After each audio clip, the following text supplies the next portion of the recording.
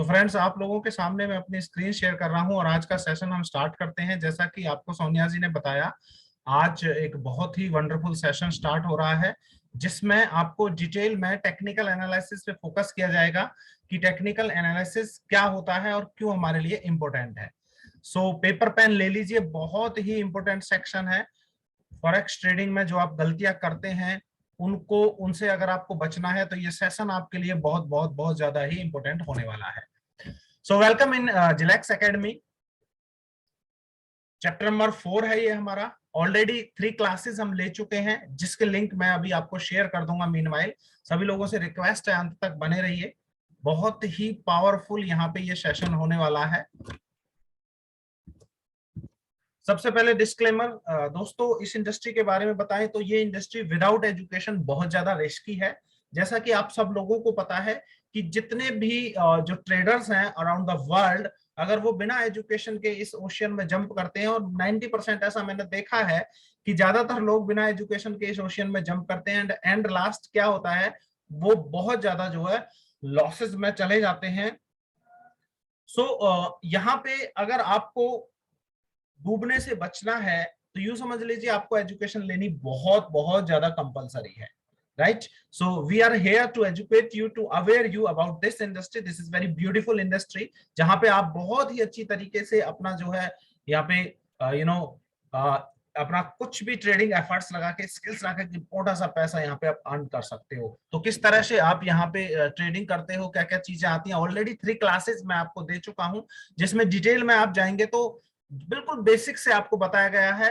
जहां पे हमने लिया था what is the definition of forex, forex की डेफिनेशन से हमने स्टार्ट किया था और उनको हम रिवाइज भी करने वाले हैं। मीनवाइल बीच बीच में जिन लोगों ने लेट ज्वाइन किया है हमें, उन लोगों को मैं रिमाइंड कराना चाहता हूं कि लिंक को फॉरवर्ड कीजिए और ज्यादा से ज्यादा लोगों को पहुंचाइए। सो लर्निंग ऑब्जेक्टिव आज का क्या है, आज इस लेसन में हम क्या सीखने वाले हैं। बहुत ज्यादा मैं स्पीड से नहीं यहाँ पे सिखाऊंगा, थोड़ा सा स्लो चलेंगे और एक एक पॉइंट्स को बारीकी से सीखेंगे। और कहीं पे भी कोई भी आपको प्रॉब्लम आती है तो आप प्लीज जो है सेशन सॉरी टॉपिक का जैसे ही एंड हो मैं आपसे पूछूंगा कि इस टॉपिक से रिलेटेड कोई आपको क्वेश्चन है तो आप जो है अपना हैंड रेज करके क्वेश्चन रेज कर सकते हैं। और मैं रिक्वेस्ट ये भी करूंगा कि सेशन से रिलेटेड क्वेश्चन ही यहाँ पे उठाए जाएं। कोई भी मतलब इस तरह का सेशन आप यहाँ पे ना, इस तरह का क्वेश्चन यहाँ पे ना उठाएं जो इरेलीवेंट हो। तो इरेलीवेंट क्वेश्चंस को यहाँ पे नहीं लिया जाएगा, तो रिलेवेंट क्वेश्चंस को ही रिलेटेड टू अवर टॉपिक्स आप यहाँ पे रेज कर सकते हैं जिनका आंसर आपको हैंड टू हैंड मिलेगा। राइट, सो आज हम यहाँ पे सीखने वाले हैं फॉरेक्स चार्ट्स के बारे में, टेक्निकल एनालिसिस क्या होता है उसको डिटेल में सीखने वाले हैं, सपोर्ट एंड रेजिस्टेंस सीखने वाले हैं, सपोर्ट एंड रेजिस्टेंस ड्रॉ कैसे करते हैं, ट्रेंड क्या हो कैसे पता चलता है, और ट्रेंड लाइंस कैसे ड्रॉ करते हैं। ट्रेंड्स के बारे में बहुत डिटेल नॉलेज मिलेगी, चैनल्स क्या होते हैं ये आप सीखने वाले हो, और इसके साथ साथ फंडामेंटल एनालिसिस क्या है। मींस टेक्निकल और फंडामेंटल एनालिसिस आपको यहाँ पे मींस आपकी ट्रेडिंग कैरियर का ये सबसे सबसे ज्यादा इंपॉर्टेंट ये चैप्टर होने वाला है। और बहुत सारे बड़े बड़े ट्रेडर्स मैंने देखे हैं जो 5-5 7-7 साल से भी अगर इंडस्ट्री में है तो अपना बेसिक्स क्लियर नहीं करते, जिसकी वजह से वो भटक जाते हैं और अपने जो रूल्स को फॉलो ना करके, रूल्स को ब्रेक करके कहीं ना कहीं लॉस का उन्हें सामना करना पड़ता है। तो दोस्तों वो रूल्स क्या हैं, किस तरीके से हमें ट्रेडिंग करनी चाहिए, हमें किस तरह से एक इफेक्टिव ट्रेडिंग की तरफ बढ़ना चाहिए, वो सारी चीजें हम डिस्कस करेंगे। और एक चीज की एश्योरिटी देता हूं कि इस सेशन को जिसने जिसने सीरियसली अटेंड कर लिया वो कभी लाइफ में ट्रेडिंग में मार नहीं खाने वाला। सो बहुत पेशेंस के साथ इसको सीखिए, पेपर पेन ले लीजिए, जो जरूरी चीजें उन्हें नोट करते रहिए। और बीच बीच में क्वेश्चंस जो मैं भी पूछूंगा आप लोगों से, आपको एक्टिव बने रहना सेशन के अंदर। ऐसा नहीं कि बस एक कनेक्शन करके छोड़ दिया एंड दैट्स ऑल, नो। वहां से आपको कुछ नहीं सीखने को मिलेगा। अगर ऐसे कुछ पार्टिसिपेंट्स हमारे पास हैं तो प्लीज आपको फॉर्मेलिटी दिखाने की जरूरत नहीं है, आप लीव आउट कर सकते हैं। बट अगर आप सीरियस हैं तो अभी भी आप जो है अपना पेपर पेन उठाइए और एक्टिवली, मैं देख पा रहा हूँ कि बहुत सारे लोग जो हैं बेड पे लेटे लेटे सेशन ले रहे हैं, मतलब what is this. So you are in the class guys, तो आपको कुछ डिसिप्लिन को फॉलो करना पड़ेगा, अदरवाइज आप जीवन में कभी ट्रेडिंग नहीं सीख पाओगे। जीवन में कभी ट्रेडिंग नहीं सीख पाओगे अगर आप अपने आप से झूठ बोलोगे। तो सिंपल सा तरीका, सिंपल सा फंडा है, कोई रॉकेट साइंस नहीं है यहाँ पे। राइट, बहुत सारे लोग जो है झूठ बोलते रहते हैं, मतलब 10-10 क्लासेस ले लेते हैं और आप लास्ट में पूछो उन्हें फॉरेक्स की डेफिनेशन तक नहीं आती, बस 2-3 चीजें देखते हैं कि बाई करना आ गया, सेल करना आ गया, बाई करना आ गया, सेल करना आ गया, और कहते हैं हमें 5 साल का एक्सपीरियंस है। और मोस्टली वही लोग हैं जो फेल हो रहे हैं। सो एजुकेशन को जिसने अगर वैल्यू नहीं दिया वो जीवन में कभी तरक्की नहीं कर सकता। So how to be a great student, एक ग्रेट स्टूडेंट बनने के लिए आपको इन 3 चीजों का ध्यान रखना है जो मैं हमेशा बताता हूं। Taking notes help you concentrate, आपको नोट्स लेते रहना है ताकि आपकी कंसंट्रेशन बनी रहे और आपकी जो सबकॉन्शियस माइंड में है वहां पे वो चीजें छप जाएं। Engage in the course, course में आपको एंगेज रहना है, आपको क्वेश्चन आंसर्स करने हैं, मींस आपको क्वेश्चंस करने हैं, मैं आंसर दूंगा, मैं क्वेश्चन पूछूंगा तो आपको आंसर देना है। And do not look for the shortcut, shortcut की तरफ नहीं जाना आपको, क्योंकि लर्निंग टेक्स टाइम, लर्निंग में समय लगता है। बहुत सारे लोग सोचते हैं कि मैं एक दिन में फॉरेक्स सीख जाऊंगा, नो, कभी भी ऐसा नहीं हो सकता। एक दिन में आप कुछ भी नहीं सीख सकते, राइट। सो एजुकेशन में टाइम लगता है। अगर आप जो है ग्रेजुएशन करते हैं तो वो भी आपको 3 इयर्स देना पड़ता है, पोस्ट ग्रेजुएशन में आपको 2 और 3 इयर्स देने पड़ते हैं। सो मींस हर कोई भी डिग्री करते, कोई भी स्पेशलाइजेशन करते हो, आपको टाइम देना पड़ता है। तो लर्निंग टेक्स टाइम, लर्निंग में समय लगता है। तो वो आप पे थोड़ा सा डिपेंड करता है कि आप कितने सेल्फ स्टडी हैं। सो मैं आप सबसे पहले एक क्वेश्चन आप सब लोगों से पूछ रहा हूं। मेरे 3 सेशंस ऑलरेडी हो चुके हैं फॉरेक्स ट्रेडिंग से रिलेटेड, मैं और अदर चैप्टर्स की बात नहीं कर रहा, मैं केवल फॉरेक्स से रिलेटेड बात कर रहा हूं। फॉरेक्स ट्रेडिंग से रिलेटेड 3 सेक्शंस, 3 चैप्टर्स हम कवर कर चुके हैं लास्ट 3 क्लासेस में ऑन एवरी संडे, क्योंकि संडे को हमारी क्लास होती है 8 PM to 10 PM। सो मैं आप लोगों से जानना चाहता हूं कितने ऐसे लोग हैं जिन्होंने रियली में सेल्फ स्टडी की है, जिन्होंने उन तीनों सेशंस को दोबारा सुना है, अटेंड किया है या उन पे अमल किया है। ऐसे कितने लोग हैं? Please raise your hands, hand raise कीजिए। मनेंद्र जी ने हैंड रेज किया, वेरी गुड। बस और कोई नहीं है किसी ने? Okay okay okay, good good good. जिन्होंने, मोहित जी ने हैंड रेज किया, कुलदीप जी ने, मनोज जी ने, आकाश जी, नरेंद्र जी, शफीक जी, ऋषि जी, ओके ओके, थैंक यू। तो फ्रेंड्स जिन्होंने नहीं किया है उनको मैं अभी वो लिंक शेयर कर रहा हूं और मैं यहाँ पे रिक्वेस्ट करूंगा मनेंद्र जी को, मनेंद्र जी आप लिंक शेयर कर दीजिए। ऑलरेडी 3 क्लासेस के जो लिंक है आप सभी को, एवरीवन को चैट के थ्रू अभी लिंक शेयर कर दीजिए। अगर आप चैनल पे नहीं है तो वहां पे सब्सक्राइब कर लेना, आपको वो लिंक्स मिल जाएंगे, तीनों क्लासेस मिल जाएंगी। तो मनेंद्र जी प्लीज जो है लिंक शेयर कर दीजिए। और मैं मनेंद्र जी आपसे पूछना चाहूंगा, is my voice is properly audible or my screen is visible? Manendra ji? Yes sir, your voice crystal clear sir. Okay, thank you. Link share कर दीजिए आप सभी को। चलते हैं आगे। Thank you, please lower your hands. पहला topic forex charts. दोस्तों फॉरेक्स में 3 तरह के चार्ट्स होते हैं, नोट कर लीजिए तीनों को। बार चार्ट होता है, कैंडल स्टिक होता है और लाइन चार्ट होता है। अब तीनों को हम डिटेल में समझेंगे, तीनों का मतलब क्या है और किस तरह से वो देखने में होते हैं, राइट। मैं ये भी सिखाऊंगा कि ड्रॉ कैसे करते हैं। सबसे मेन बात यहाँ पे, अभी थ्योरेटिकल ज्यादा चल रहा है, प्रैक्टिकल कम चल रहा है, लेकिन एक टाइम ऐसा रहेगा पूरे 2 घंटे प्रैक्टिकल ही चलता रहेगा। यस, सबसे पहले लाइन चार्ट। लाइन चार्ट दिखने में कुछ ऐसा होता है, एक लाइन होती है जो 2 पॉइंट्स को कनेक्ट करती है। So line chart is very easy. कैसे ड्रॉ करते हैं इसको, कैसे ड्रॉ होता है ये, कैसे समझते हैं इसको। इफ द प्राइस ऑफ, जैसे कि हमने यहाँ पे करेंसी पेयर लिया यूरो यूएसडी, हम समझते हैं if the price of euro USD was 1.11 yesterday and 1.12 today. अगर यूरो यूएसडी का जो प्राइस है कल 1.11 था और आज 1.12 है, राइट, तो उसका लाइन चार्ट कैसे ड्रॉ होगा? तो ये आपके सामने है। आपने जो ये वर्टिकल ये लाइन है, ये जो वर्टिकल लाइन है, यहाँ पे आपने रेट वाली लाइन है ये, और यहाँ पे ये जो हॉरिजॉन्टल लाइन है नीचे, वो आपका टाइम वाली है, डेट वाली है। तो मतलब कल जो रेट था 1.11 था, तो हमने एक पॉइंट ड्रॉ किया 1.11 पे कल के टाइम में, और आज के टाइम में हमने कहां पे ड्रॉ किया है 1.12 पे दूसरा पॉइंट ड्रॉ किया है, और इन दोनों पॉइंट्स को सिंपली कनेक्ट कर दिया। This is called line chart. Very simple, बहुत आसान है ये समझने में, ठीक है। तो so very simple, very effective, because it is easy to understand at first sight watching the lines if the price is going up or down.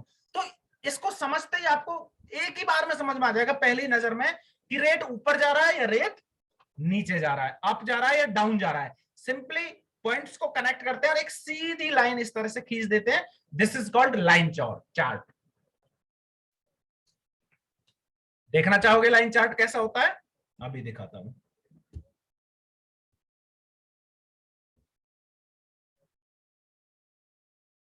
थोड़ा सा प्रैक्टिकली मैं यहां पे आपको लेता चलूंगा। लिंक आपको मिल चुका है मेरी प्रीवियस क्लासेस का, तो वहां पे प्रीवियस क्लासेस को आप जरूर अटेंड करें। बहुत इंपॉर्टेंट क्लासेस थी, बहुत बहुत ज्यादा इंपॉर्टेंट क्लासेस थी। दोस्तों देखिए इस तरह से आपकी स्क्रीन होती है, जो आपका प्लेटफॉर्म होता है, ट्रेडिंग प्लेटफॉर्म। यहाँ पे मैंने MT4 खोला है, तो यहाँ पे आपको दिखाई दे रहा होगा ये ऊपर ये 3 चार्ट होते हैं, ठीक है। तो लाइन चार्ट कौन सा होता है? लाइन चार्ट आपका ये वाला होता है, ये थर्ड वाला लाइन चार्ट होता है। देखिए सिंपल लाइन है, प्रॉपरली विजिबल है। मनेंद्र जी मेरी स्क्रीन विजिबल है?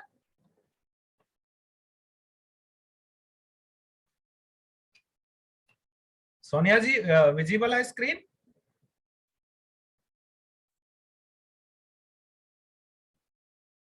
M I Audible?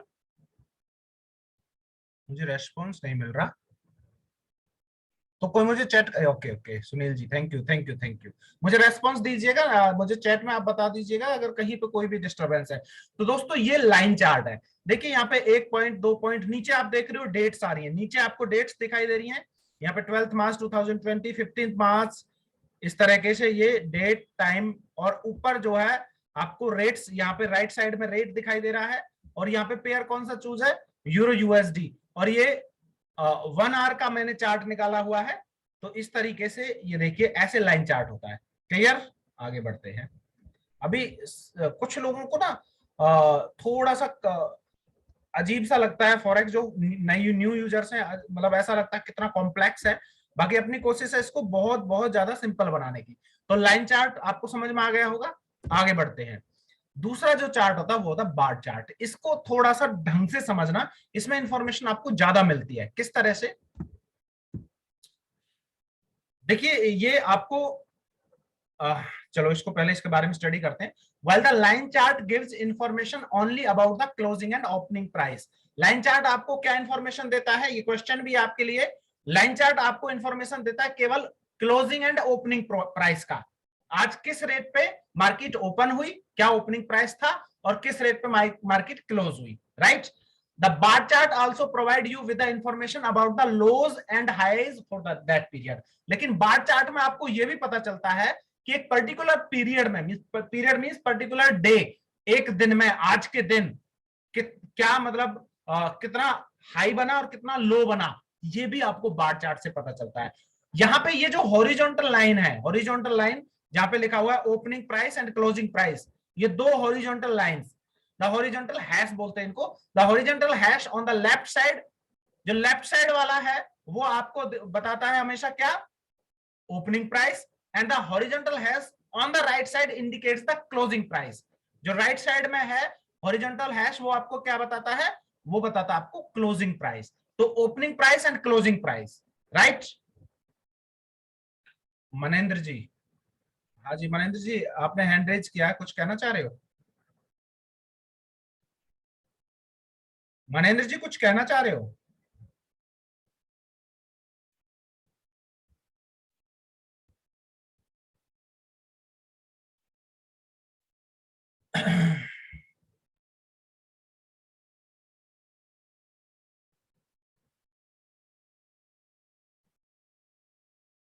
जी मनेंद्र जी क्या कह रहे हो आप?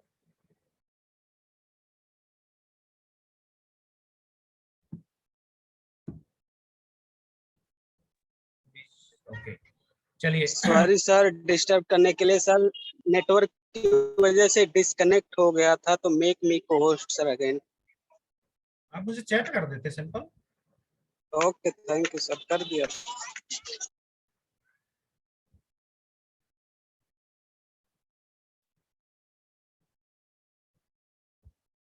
तो the horizontal hash on the left side indicates the opening price and the horizontal hash on the right side indicates the closing price. The vertical line gives information about highs and lows. ये जो vertical line है, ये जो सीधी line है बीच में, ये आपको lows और highs के बारे में बताती है, right? The bottom of the vertical line is the lowest price reached during that session, while the top of the vertical line is the highest price reached in that session. तो जो bottom है, vertical line का bottom है, वो क्या बताता है आपको? लोएस्ट प्राइस, और जो आपका टॉप है वर्टिकल लाइन का, वो आपको क्या बताता है? Highest price. ठीक है, तो एक पर्टिकुलर पीरियड में मार्केट का क्लोजिंग प्राइस क्या था, ओपनिंग प्राइस क्या था, मार्केट का लोएस्ट प्राइस क्या रहा और मार्केट का हाईएस्ट प्राइस क्या रहा, ये सारी इंफॉर्मेशन आपको बार चार्ट से इस तरीके से मिलती है, जो मैं आपको एक बार ड्रॉ करके भी दिखाता हूं किस तरीके से आप इसे ड्रॉ कर सकते हैं, कैसा ये दिखता है। ये वाला, ये बार चार्ट होता है। देखिए इसमें समझिए, आपको सिंपली कुछ भी ले लीजिए। ये जो फर्स्ट लाइन है यहाँ पे दिख रहा होगा, ये यहाँ पे मार्केट जो है ओपन हुई, मार्केट ओपन हुई है, लेकिन मार्केट नीचे तक भी गई है, लेकिन फिर मार्केट ऊपर गई है और ऊपर से थोड़ा नीचे आके यहाँ पे क्लोज हुई है। ये सबसे पहला जो बार है, फर्स्ट बार को मैं यहाँ पे आपको दिखा रहा हूँ, फर्स्ट बार। ठीक है, इसमें बार्स बनते हैं। तो ओपनिंग प्राइस कौन सा है? जो लेफ्ट साइड में हैश है, वहां से पता चलता है अच्छा इतने पे ओपन हुई है आपकी मार्केट, आज की मार्केट। ठीक है, लो कहां तक गई है मार्केट, वो भी पता चल रहा है। क्लियर? चलिए आगे बढ़ते हैं।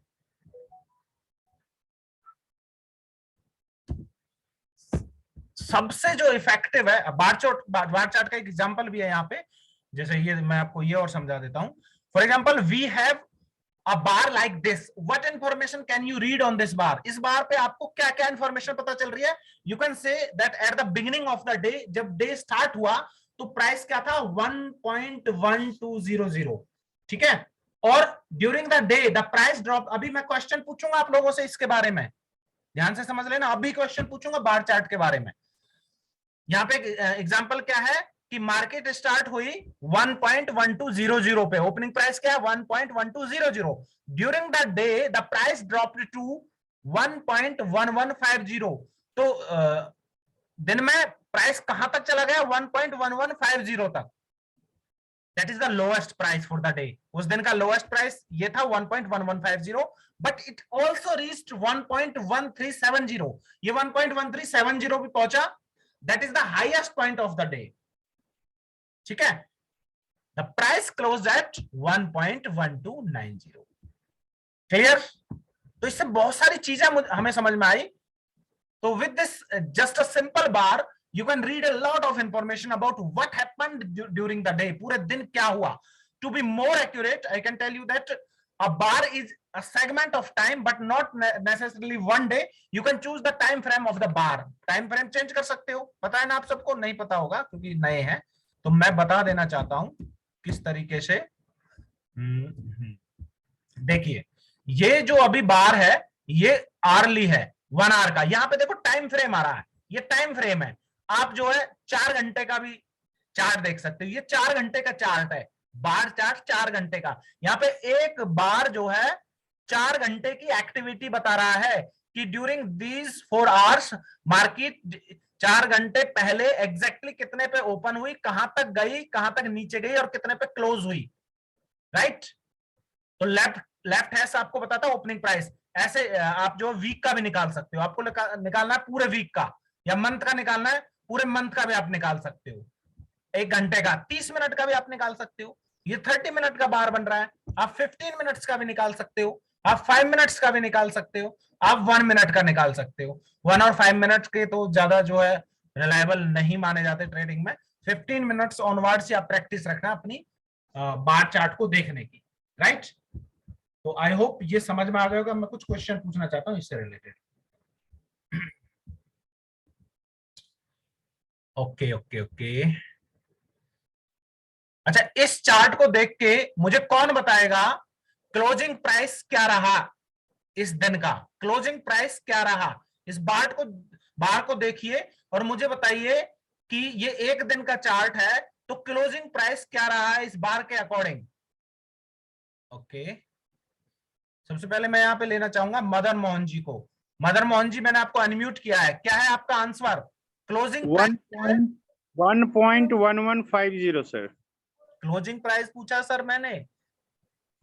क्लोजिंग प्राइस जी सर, मार्केट किस प्राइस पे क्लोज हुई? What is the closing price of the day? 1.1370। Are you sure? चलिए चेक करते हैं आपके आंसर को। Thank you so much for participating. आगे मैं रवि शर्मा जी हमारे साथ हैं। रवि जी, क्या है आपके अकॉर्डिंग क्लोजिंग प्राइस क्या है इस चार्ट को देख के? 1.1290। 1.1290। Okay, that's the right answer. Thank you so much. दोस्तों, मार्केट कहाँ ओपन हो रही है? देखो, मैंने क्लियरली आपको बताया, अभी भी लिखा हुआ है यहाँ पर बिल्कुल। पिछले अगर हम स्लाइड पे जाते हैं तो देखिए मैंने क्या चीज बताई आपको। The horizontal hash on the left side indicates the opening price, horizontal hash on the right side indicates the closing price. तो ओपनिंग प्राइस किससे पता चलता है? जो आपका लेफ्ट साइड का हॉरिजॉन्टल हैश है, और क्लोजिंग प्राइस राइट साइड के हॉरिजॉन्टल हैश से पता चलता है। ओके, चलिए थैंक यू। अब मुझे कौन बताएगा कि मार्केट का लोएस्ट प्राइस क्या रहा है? What is the low of the day during the day? इस चार्ट को देख के मुझे कौन बताएगा? हैंड रेज कीजिए। जिन्होंने हैंड रेज किया है, मैं समझूंगा कि उनको आंसर पता है। ओके, मनोज जी मैं आपसे पूछना चाहूंगा, लोएस्ट प्राइस क्या रहा? Good evening sir. Sir lowest price है 1.1150। Yes, accurate. Thank you so much. तो दोस्तों, यहाँ पे मैं दोबारा से रिपीट कर रहा हूं, 1.1200 पे मार्केट ओपन हुई। This is the opening price. Market drop हुई 1.1150 तक। This is the lowest price. Market up गई 1.1370, हाईएस्ट बनाया, this is the highest price. और मार्केट क्लोज हुई वापस ड्रॉप होके 1.1290 पे। तो 1.1290 is the closing price. So left hash always indicates क्या? आपका opening price, and right hash always indicates your closing price. और जो आपका हॉरिजॉन्टल, जो नीचे का तरफ जो बार होता है, लोएस्ट जो बॉटम होता है बार का, वो आपका क्या होता है? लोएस्ट प्राइस होता है। और जो टॉप होता है बार का, वो हमेशा क्या होता है? आपका highest of the day, of the time period. Day भी कह सकते हो उसको। अगर आप एक दिन का चार्ट देख रहे हो तो उस दिन का दिखाएगा, 4 घंटे का दिखा रहे हो देख रहे हो तो 4 घंटे का हाईएस्ट, लोएस्ट और ओपनिंग क्लोजिंग दिखाएगा आपको। ओके, आगे बढ़ते हैं। सभी ट्रेडर्स का सबसे चहेता और सबसे ज्यादा यूज किए जाने वाला जो चार्ट है, that is called candlestick chart. जिनको कैंडलस्टिक चार्ट समझ में नहीं आता, आज समझ लीजिए, ए टू जी सब कुछ समझ में आ जाएगा और बहुत आसानी से आप कैंडल्स को रीड करना स्टार्ट करोगे। तो this is the lifeline of your trading career, candlestick chart, जिसमें एक कैंडल बनती है। जैसा कि आपको 3 यहाँ पे फिगर्स दिखाई दे रहे हैं। फर्स्ट पिक्चर पे ध्यान दीजिए, सबसे पहले, बाकी दो छोड़ दीजिए, फर्स्ट पिक्चर पे ध्यान दीजिए। पहली जो पिक्चर है उसमें एक ग्रीन कलर में बीच में जो बॉक्स बना हुआ है, that is called the body of the candle. वो कैंडल की बॉडी होती है। और ऊपर और नीचे जो बार बने हुए हैं, बार, अभी आपको बार चार्ट दिखाया था जिसमें बार बनते थे, तो कैंडल स्टिक में बार भी बनता है। तो इसमें जो बार है, अपर साइड के जो बार बना हुआ है, that is called upper shadow. इन्हें शैडो कहते हैं यहाँ पे। सो कैंडल के 2 पार्ट होते हैं, शैडो एंड अ बॉडी। तो यहाँ पे 2 शैडो का मतलब अपर शैडो एंड लोअर शैडो। जो नीचे की तरफ शैडो बनी हुई है, that is called lower shadow. जो ऊपर की तरफ शैडो बनी हुई है, that is called upper shadow, right? So the candlestick chart is built in the same way and gives you exactly the same information as the bar chart, but it is displayed in a way that you can quickly analyze the movements and the trends on the market. इसका जो display है ये बहुत ही अच्छा होता है और इसमें बहुत ही आसानी से आप मार्केट का ट्रेंड और द मूवमेंट जो है वो एनालाइज कर पाते हो as compare to bar chart. वैसे इंफॉर्मेशन बिल्कुल सेम मिलती है आपको बार चार्ट से भी और कैंडलस्टिक चार्ट से भी, बट कैंडलस्टिक चार्ट से मार्केट को एनालाइज करना, ट्रेंड एनालाइज करना इजी हो जाता है। So it is easy to steady. Okay, so a candlestick looks like this. We have vertical line called shadow. हमारे पास vertical lines होती हैं जिन्हें shadow बोला जाता है. यहाँ पे जो ऊपर की तरफ vertical line है that is called upper shadow, नीचे की तरफ जो vertical line है that is called lower shadow. Question पूछूंगा फिर दोबारा से. So we have the upper shadow and the lower shadow. हमारे पास upper shadow है and lower shadow है. Then we have a large block in the middle that is called body. जो middle में ये जो large block है इसको body बोला जाता है. Right? ये जो middle में आपको मैं बता देता हूं, मैं पेंसिल ले लेता हूं. ये वाला जो पार्ट है, अरे पेंसिल की जगह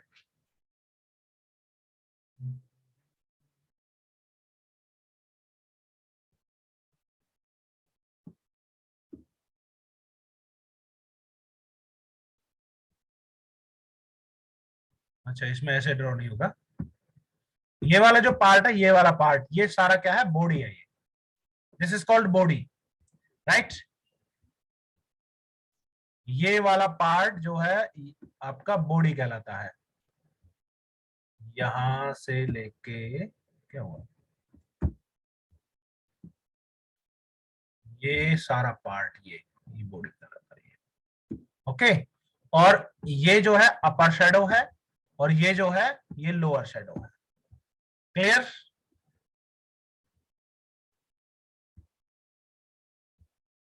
चलिए आगे बढ़ते हैं. So the body is usually colored to give the traders a quick idea about the direction of the price. हमेशा बॉडी को कलर किया जाता है. मतलब इस चार्ट में बॉडी ऑटोमेटिकली आपको कलर्ड मिलेगी और दो कलर मिले. वैसे कलर आप सेटिंग्स चेंज कर सकते हो, बट यूजुअली जो सबसे ज्यादा यूज होता है वो होता है आपका red and green. Okay, green का मतलब क्या होता है? ग्रीन कलर है तो मतलब बुलिश है, मार्केट अप ट्रेंड में है, मार्केट प्राइस ऊपर है, मतलब बढ़ रहा है, मार्केट बढ़ रही है तो इट मींस ग्रीन कैंडल बनेगी. और मार्केट डाउन जा रही है तो रेड कैंडल बनेगी. तो body is usually colour to give the traders a quick idea about the direction of the price. Price का डायरेक्शन आपको पता चलता है कलर से, right.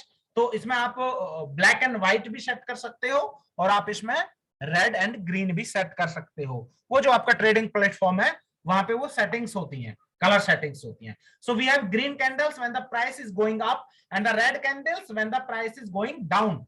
But you can choose the colors that you prefer with a right click and then properties. Okay, right click करके properties से आप वो पता कर सकते हैं. Taking the example that we had for the bar chart, you can see for the candlestick chart is the same. आप देखिए यहाँ पे next दो फिगर्स देखिए. यहाँ पे आपको यहाँ पता चल रहा है कि जो लास्ट में जो सेकंड वाला जो पिक्चर है वो बिल्कुल बार चार्ट पे जो इंफॉर्मेशन थी वही इंफॉर्मेशन यहाँ पे है, उसी को कैंडलस्टिक में दिखाया गया है.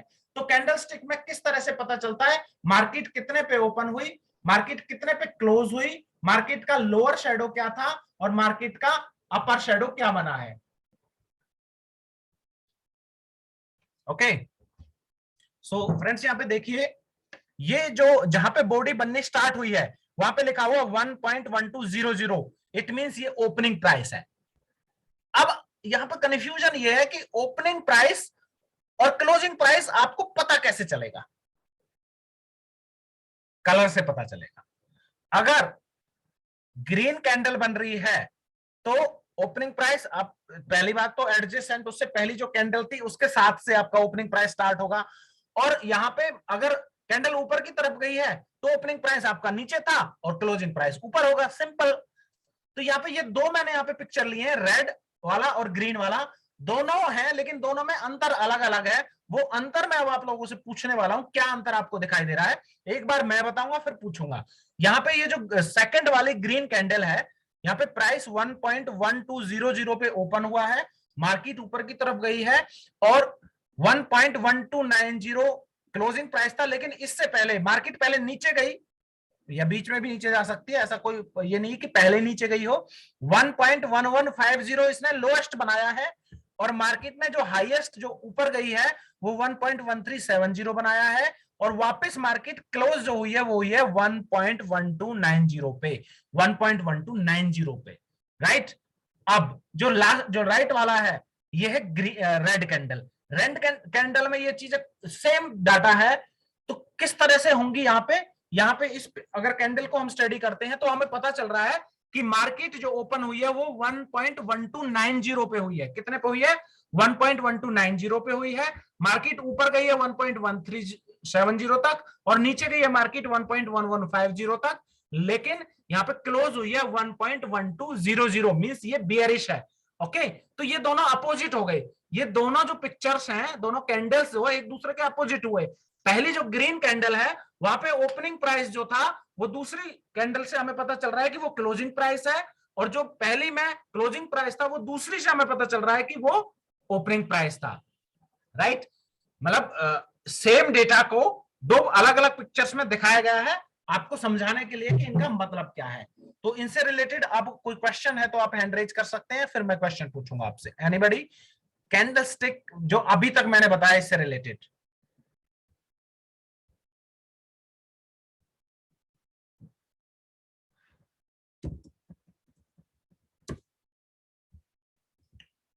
संजय जी ने नंबर मांगा था। ओके, चलिए दोस्तों,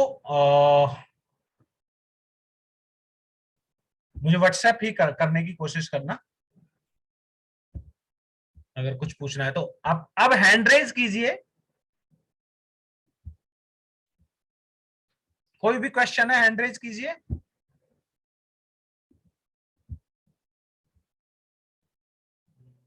किसी क्वेश्चन नहीं है, सब समझ में आ गया टॉपिक से रिलेटेड? जी नरेंद्र जी, आपका क्या क्वेश्चन है? सर वो ओपनिंग और क्लोजिंग एक ही जगह पे हो तो फिर क्या होगा? है सर? ओपनिंग और क्लोजिंग दोनों एक ही जगह पर हो जाए तो फिर? ओपनिंग और क्लोजिंग दोनों एक ही जगह पे हो सकते हैं, बिल्कुल हो सकते हैं सर। तो क्या होना क्या है उसमें, वो तो डिपेंड करता है कितने टाइम का कैंडल है। उसमें बॉडी आपकी बिल्कुल एक बार चार्ट बनेगी, बॉडी नहीं बनेगी उसमें। और ऐसी बहुत सारी कैंडल्स, अभी मैं चार्ट दिखाऊंगा, मैं आपको ऐसी दिखाऊंगा जिनमें बॉडी बिल्कुल बनती नहीं है, जीरो की तरह होती है। अब उसमें हाई और अप अगर बीच में गया होगा तो उसकी शेडो बनती है केवल। तो इट कैन बी पॉसिबल कि ओपनिंग और क्लोजिंग जो है आपका सेम हो। राइट? संजय जी, आप कुछ पूछ रहे हो? जी सर, नमस्कार। नमस्कार सर। बहुत अच्छे से समझ आ रहा है सर, बहुत अच्छे से। वो मैं नंबर मांगा था इसलिए कि मेरा फोन ऑफ होने वाला है, इस वजह से। अच्छा अच्छा अच्छा, कोई नहीं सर, कोई नहीं, आप चार्ज कर लीजिए, कोशिश करिए करिए। ठीक ठीक, ओके, बहुत अच्छा समझ में। Thank you. Thank you Sanjay ji, thank you. Naveen ji, Naveen ji आपको आपका कोई क्वेश्चन है इससे रिलेटेड?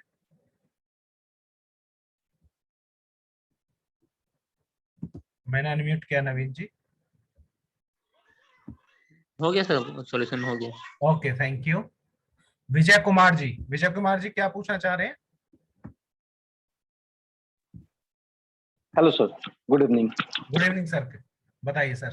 सर मुझे एक जस्ट छोटा सा डाउट है कि अगर ये बुलिश कैंडल्स में, जैसे कि आप बताएं सर कि वो क्लोज होगा, ऊपर में क्लोज होगा, नीचे से ओपन हुआ, हाई गया, फिर लो आया और जाके 1.1290 में क्लोज हुआ है। तो सपोज सर कल भी मार्केट अगर बेयरिश रहा तो फिर क्या यही ग्रीन कैंडल ओपन होगा सर? यही ग्रीन कैंडल पे तब क्या वो जो आज ऊपर में है वो कल नीचे आ जाएगा? नहीं, पहले आपने थोड़ा सा उल्टा बोला है, मैं थोड़ा सा पहले करेक्ट करता हूं आपको। जो रेड कैंडल है उसमें यहाँ पे ओपनिंग प्राइस है 1.1290 और मार्केट नीचे की तरफ गया, क्लोजिंग बना है 1.1200। अब ये एक दिन का है। नेक्स्ट डे मार्केट स्टार्ट कहां से होगी? 1.1200 से। कहां से स्टार्ट होगी? जो आज का क्लोजिंग था, अगर गैप नहीं है तो।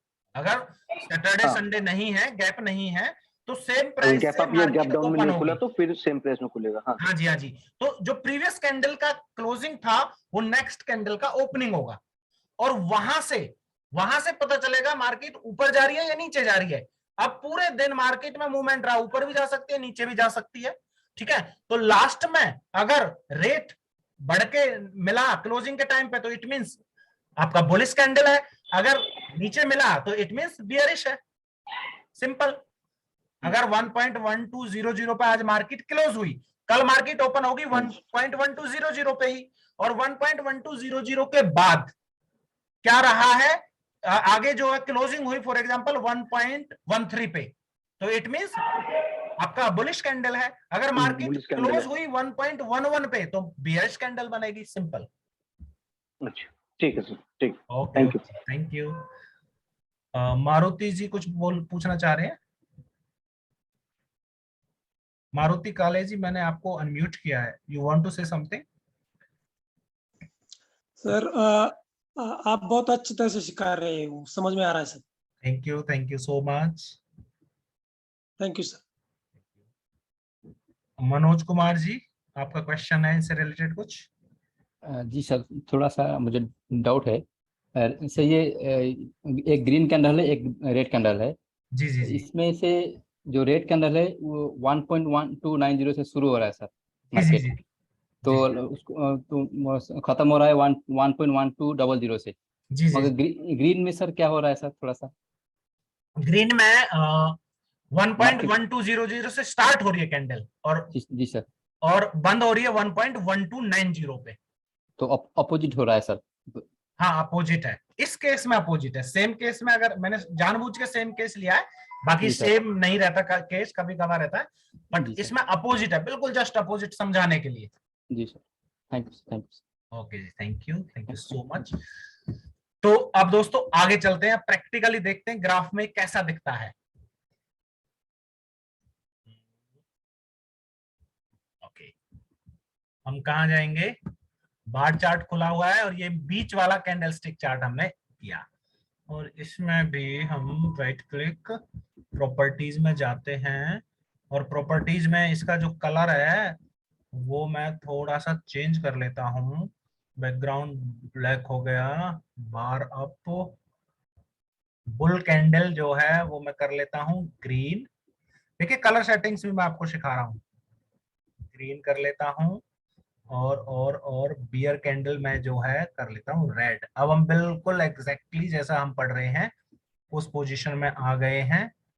ओके, देखिए अब किसी भी कैंडल को उठा लीजिए आप, सेम चीजें आपको देखने को मिलेगी। किसी भी कैंडल को उठा लीजिए, थोड़ा सा इसको मैं बड़ा करता हूं,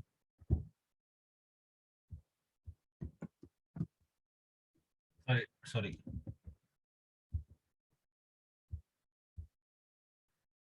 विजिबल है मनेंद्र जी? मेरी ये स्क्रीन विजिबल है प्रॉपर? सर अनम्यूट कर लीजिए, म्यूट कर लीजिए जो अनम्यूट रह गए हैं।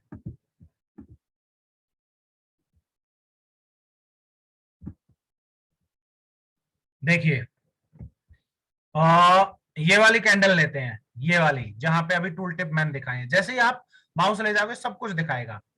कैंडल ओपन हुई 1.190, मतलब यहाँ पे कितना है 1.19010 के लगभग, और मार्केट जो नीचे भी गई थी, तो नीचे भी दिख रहा है इसमें,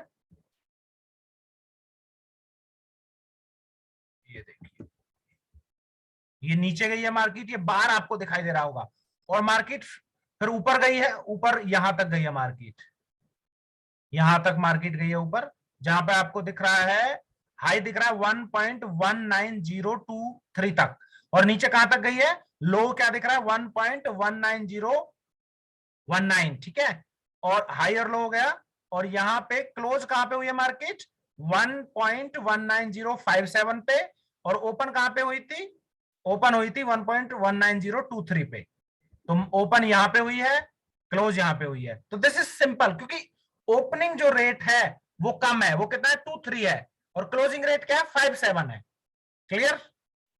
और हाई कितना है 60, और लो कितना है 19, ओपन हो रही है कितने पे 23 पे, और क्लोज कितने पे हो रही है 57 पे, लो कितना गया है नीचे 19 तक गया, 19 तक, लास्ट वाले 2 डिजिट्स में बता रहा हूं आपको, और हाई कितना गया 60 तक।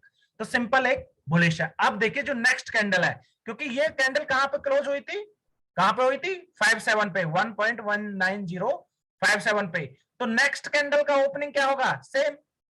नेक्स्ट कैंडल का ओपनिंग, ये 15 मिनट की कैंडल है, इसका ओपनिंग क्या होगा, सेम। ये देखिए ये वाला सेम है ओपनिंग। अब ये मार्केट, ये प्राइस यहां पे सेम जो प्रीवियस क्लोजिंग था उससे ओपनिंग हुई, लेकिन ये कैंडल नीचे की तरफ गई और नीचे इसने बहुत लो बनाया। देखिए लो कितना दिख रहा है, 1.19, नीचे बहुत लंबा बार, बहुत लंबी डंडी आपको दिखाई दे रही है, 1.19007 तक ये लो बनाया इसने। लेकिन फिर मार्केट वापस आई और क्लोज कितने पे हुई, 1.19 कितने पे, 1.19044 पे। तो यहां जो बॉडी बनी है वो थोड़ी छोटी बनी है, क्योंकि क्लोजिंग और ओपनिंग प्राइस में गैप कम है। तो जैसा कि अभी एक सर ने क्वेश्चन पूछा था कि अगर ओपनिंग और क्लोजिंग में कोई गैप ना हो तो कैंडल बनेगी क्या, यस कैंडल तो बनेगी, बट बॉडी नहीं बनेगी। नैरो बॉडी कैंडल उनको बोलते हैं, बहुत मींस बार बनेगा, एक पतली सी डंडी ही रहेगी, क्योंकि मूवमेंट नहीं है। सिंगल पिप का भी अगर क्लोजिंग और ओपनिंग में जो है डिफरेंस नहीं रहा तो आपकी बॉडी नहीं बनेगी, राइट। तो यहां पे छोटी बॉडी बनी है और ओपनिंग जो प्राइस है उसके कंपैरिजन में क्लोजिंग प्राइस क्या हुआ, कम हुआ है, कम हुआ है, तो रेड कैंडल बनी है, मींस बुलिश, मार्केट नीचे की तरफ गई है। और जो नेक्स्ट कैंडल है, थर्ड कैंडल आप देखोगे तो थर्ड कैंडल का जो ओपनिंग है या सेकंड कैंडल का जो क्लोजिंग था उससे स्टार्ट हुआ ओपनिंग और ये भी मार्केट जो है नीचे की तरफ गई, तो यहां पे भी एक रेड कैंडल बनी। उसी तरह से फोर्थ कैंडल का जो ओपनिंग था वो थर्ड कैंडल का क्लोजिंग था और मार्केट बहुत ज्यादा नीचे गई, तो यहाँ पे ओपनिंग और क्लोजिंग में जो गैप है वो ज्यादा है, इट मींस कैंडल बड़ी बनी है, ज्यादा बड़ी बॉडी यहाँ पे बनी है। उसके बाद नेक्स्ट कैंडल फिर जो है आपका रेड बनी, उसके बाद नेक्स्ट कैंडल बहुत बड़ी बॉडी के साथ, क्योंकि गैप बहुत ज्यादा है, बहुत ज्यादा जो है यहाँ पे आपका क्या हुआ, रेड कैंडल बनी। उसके बाद फिर छोटी छोटी ग्रीन कैंडल्स बनते बनते बनते बनते हर 15 मिनट में मार्केट वापस उसी रेंज में लगभग आई जिस रेंज से हमने अभी स्टडी करना स्टार्ट किया था। तो ये देखो, जब मैं आपको कैंडल स्टिक पैटर्न समझाऊंगा, किस कैंडल से क्या होता है, किस कैंडल का क्या नाम है, तो टेक्निकल एनालिसिस जब आपका डिटेल में जाएगा तो आप ये समझ जाओगे कि इस तरह की कैंडल अगर बनती है तो मार्केट का बिहेवियर लगभग कैसा होने वाला है। तो वो भी चीजें आपको हमारा जो है डिटेल में जब हम जाएंगे वो भी सीखने को मिलेंगी। तो यहाँ पे आज मैं केवल आपको ये दिखा रहा हूं कि कैंडल होती क्या है और कुछ नहीं बता रहा, मैं केवल आपको बेसिक समझा रहा हूं क्योंकि अभी बेसिक सीखने की जरूरत है, ठीक है। तो कैंडल आई थिंक आपको समझ में आ गई होगी। आगे बढ़ते हैं, मैं क्वेश्चन पूछूं या आगे चलता हूं, चलिए क्वेश्चन ऑलमोस्ट साथ साथ चल ही रहे हैं। सो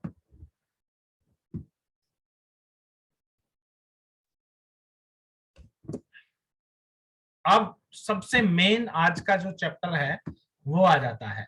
अभी मैंने चार्ट कंप्लीट कर दिया है, टेक्निकल एनालिसिस। बहुत बड़ा एक क्वेश्चन आता है सबके माइंड में, टेक्निकल एनालिसिस। सब कह देते हैं टेक्निकल, एग्जैक्टली टेक्निकल एनालिसिस होता क्या है। फ्रेंड्स, आप लोगों को आज ये समझ में आएगा एग्जैक्टली टेक्निकल एनालिसिस की डेफिनेशन क्या है।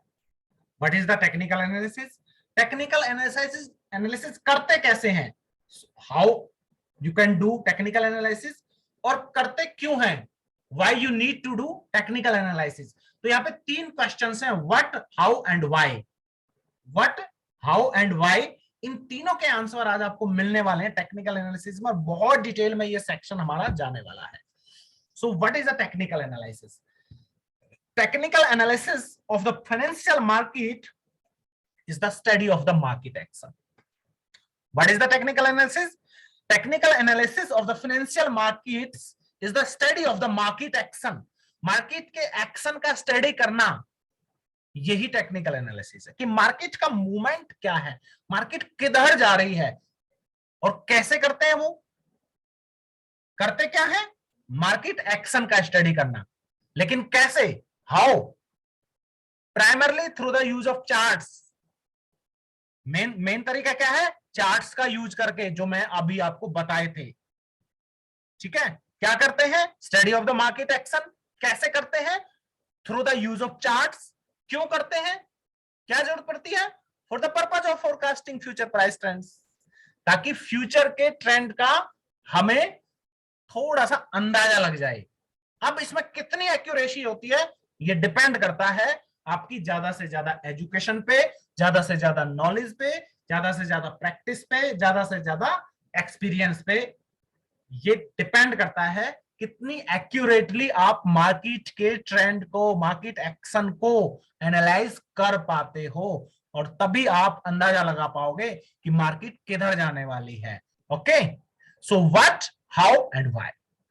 अब so technical analysis of the financial markets is the study of market action primarily through the use of charts for the purpose of forecasting future trends. Okay, अब technical analysis बहुत time से चलता आ रहा है। तो इसकी जो खोज थी, इसने मतलब इसका जो नाम दिया गया वो मिस्टर चार्ल्स डाउ थे, और चार्ल्स डाउ एक मार्केट रिसर्चर एनालिस्ट थे बहुत बड़े, जिन्होंने टेक्निकल एनालिसिस थ्योरी को जन्म दिया। तो चार्ल्स डाउ को ही फादर ऑफ टेक्निकल एनालिसिस कहा जाता है। तो चार्ल्स डाउ is the called the father of technical analysis. Charles डाउ की जो थ्योरी थी उसके 3 फंडामेंटल प्रिंसिपल्स थे, ये आप समझ लेना, ये बहुत इंपॉर्टेंट है। जो चार्ल्स डाउ, जो father of the technical analysis कहे जाते हैं, उनके 3 फंडामेंटल प्रिंसिपल्स थे। पहला प्रिंसिपल क्या है, आज हम इन्हीं पे स्टडी करेंगे बहुत डिटेल में। पहला प्रिंसिपल क्या है, मार्केट एक्शन डिस्काउंट्स एवरीथिंग। क्या है पहला principle? Market action discount everything. दूसरा प्रिंसिपल क्या है? Prices move in trends. क्या है? Prices move in trends. और तीसरा क्या है? History repeats itself. नोट करने वाली हैं ये तीनों बातें, नोट कर लीजिए। डाउस के तीनों प्रिंसिपल हमेशा जीवन में याद रखना, जीवन भर आपको डाउस के तीनों प्रिंसिपल याद रखने हैं। Market action discounts everything, prices move in trends and history repeats itself. अभी तीनों हैं क्या, इनको समझते हैं। पहली बात, डेफिनेशन सबको समझ में आ गई। Definition, what is technical analysis? Technical analysis is the study of the market action. How? Through the use of charts. Why? For the purpose of forecasting future prices. Right? तो आई थिंक ये definition सबको समझ में आ गई होगी। अब डाउ के 3 प्रिंसिपल्स याद रख लो, रट लो इन तीनों प्रिंसिपल्स को। Market action discounts everything, prices moves in trend and history repeats itself. कैसे? पहले प्रिंसिपल को समझते हैं, market action discounts everything. The statement market action discounts everything is the foundation of technical analysis. Analysts believe that everything that can affect the price, so politically, psychologically or other, is already reflected in the price of the market. For example, the Brexit affected the value of the pound. The day of the referendum in the UK, the pound lost around 10% against most of the other currencies. Market में कोई जब बड़ा action होता है, market में जब कोई बड़ा एक्शन होता है तो सब कुछ सब कुछ इफेक्ट हो जाता है, सब कुछ इफेक्ट हो जाता है। A technical analyst sustained that even they didn't know anything about the Brexit, they could see what was happening to the pound simply analyzing the chart. For a technical analyst, the study of the chart is all that is required to be a successful trader. देखिए, market में कोई बड़ी news आई, उससे उसका असर कहां दिखेगा? Market पे दिखेगा। तो मार्केट में जो एक्शन हो रहा है उससे सब कुछ इफेक्ट होता है और उसी से सारा अंदाजा लगाया जा सकता है। इट मींस टेक्निकल एनालिसिस का जो फंडामेंटल है, जो फाउंडेशन है, वो क्या है? Market action discounts everything. आपको कोई कुछ भी कहे, फॉर एग्जांपल आज लोग कह रहे हैं कि गोल्ड $1800 जाएगा। अभी ये चल रहा है ना, पिछले 15 दिन से 20 दिन से गोल्ड 1800 जाएगा जाएगा जाएगा जाएगा। ये सबको पता जाएगा, लेकिन अभी क्या हो रहा है? अभी मार्केट एक्शन क्या कह रहा है? अभी चार्ट क्या कह रहा है?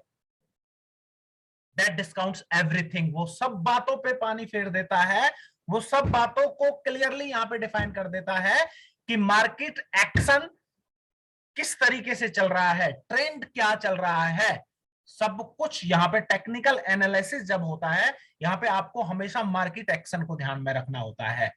आपको इस बात पे ध्यान नहीं रखना कि एक दिन गोल्ड इतने डॉलर जाएगा, ये सबको पता है जाएगा, कहीं भी जा सकता है, कितना भी नीचे जा सकता है, कितना भी ऊपर जा सकता है, डजंट मैटर, वो अलग बात है। लेकिन एट प्रेजेंट मार्केट में क्या हो रहा है, एक्शन क्या है मार्केट का, ये सबसे मेन इंपॉर्टेंट बात है। जिसने इस बात को फॉलो कर लिया, पहले नियम को, ये समझ लो पहला नियम तो आपके लिए कंपलसरी है, इसको आप फॉलो नहीं कर रहे तो you are not a trader. Simply अगर आप मार्केट एक्शन को फॉलो नहीं कर रहे तो you are not a trader, you are simply a gambler. आप केवल एक गैम्बलर हो। आपने सोच लिया कि कभी तो जाएगा, then you are not doing trading, you are just simply investing in the thing, or you are playing it, you are playing like a gambler, और आपका मनी जो है खत्म भी हो सकता है उस केस में, क्योंकि मार्केट में पता नहीं कितना बड़ा क्या हो जाए।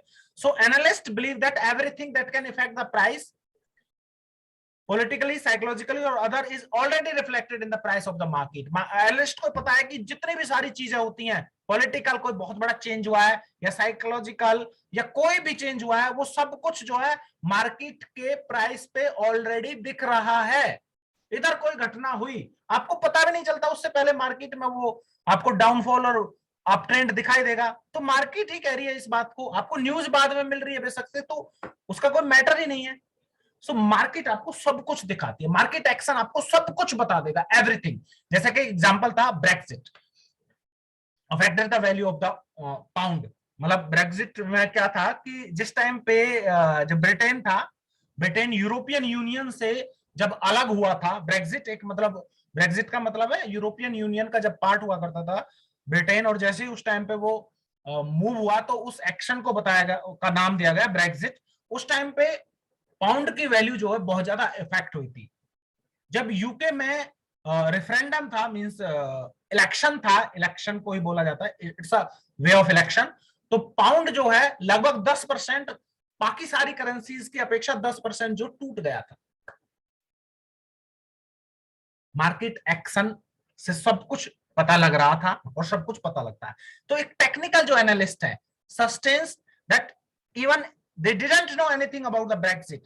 मतलब एक टेक्निकल एनालिस्ट जिसको चार्ट पढ़ना आ गया, चाहे उसे ब्रेक्सिट के बारे में कभी वर्ड ही नहीं सुना हो उसने कभी भी, फिर भी वो सस्टेन कर सकता है। They could see what was happening to the pound. वो देख सकते हैं कि यार पाउंड के साथ क्या हो रहा है, simply analysing the chart, chart को एनालाइज करके। So for a technical analyst the study of the chart is all that is required to be a successful trader. तो एक टेक्निकल एनालिस्ट के लिए सबसे मेन इंपॉर्टेंट क्या है, study of the chart, study of the chart, study study study study, निरंतर आपको charts को स्टडी करना है। चार्ट्स जितना आप स्टडी करोगे आपको टेक्निकली आप स्ट्रांग बनोगे, टेक्निकली आप बहुत स्ट्रांग बनोगे, चार्ट आपको सब कुछ बताएगा, राइट।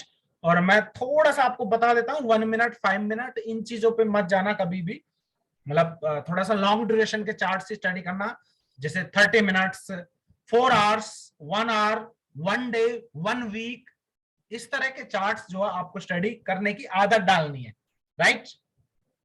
मोस्टली लोग जो फ्रेशर्स होते हैं वो मार खाते हैं 5-5 मिनट की कैंडल रीड करके, जो अपना वो करते हैं, ट्रेडिंग करते हैं। ध्यान रखना इस बात का, 5-5 मिनट की आपको कैंडल रीड करने की आदत नहीं डालनी। आगे चलते हैं, प्राइस मूव इन ट्रेंड्स। दूसरा प्रिंसिपल क्या है, price move in trends. Yes, सबको पता है लेकिन सब भूल जाते हैं, सबको पता है लेकिन सब भूल जाते हैं कि प्राइस हमेशा ट्रेंड्स के अकॉर्डिंग ही मूव करते हैं। Then we have price moves in trends.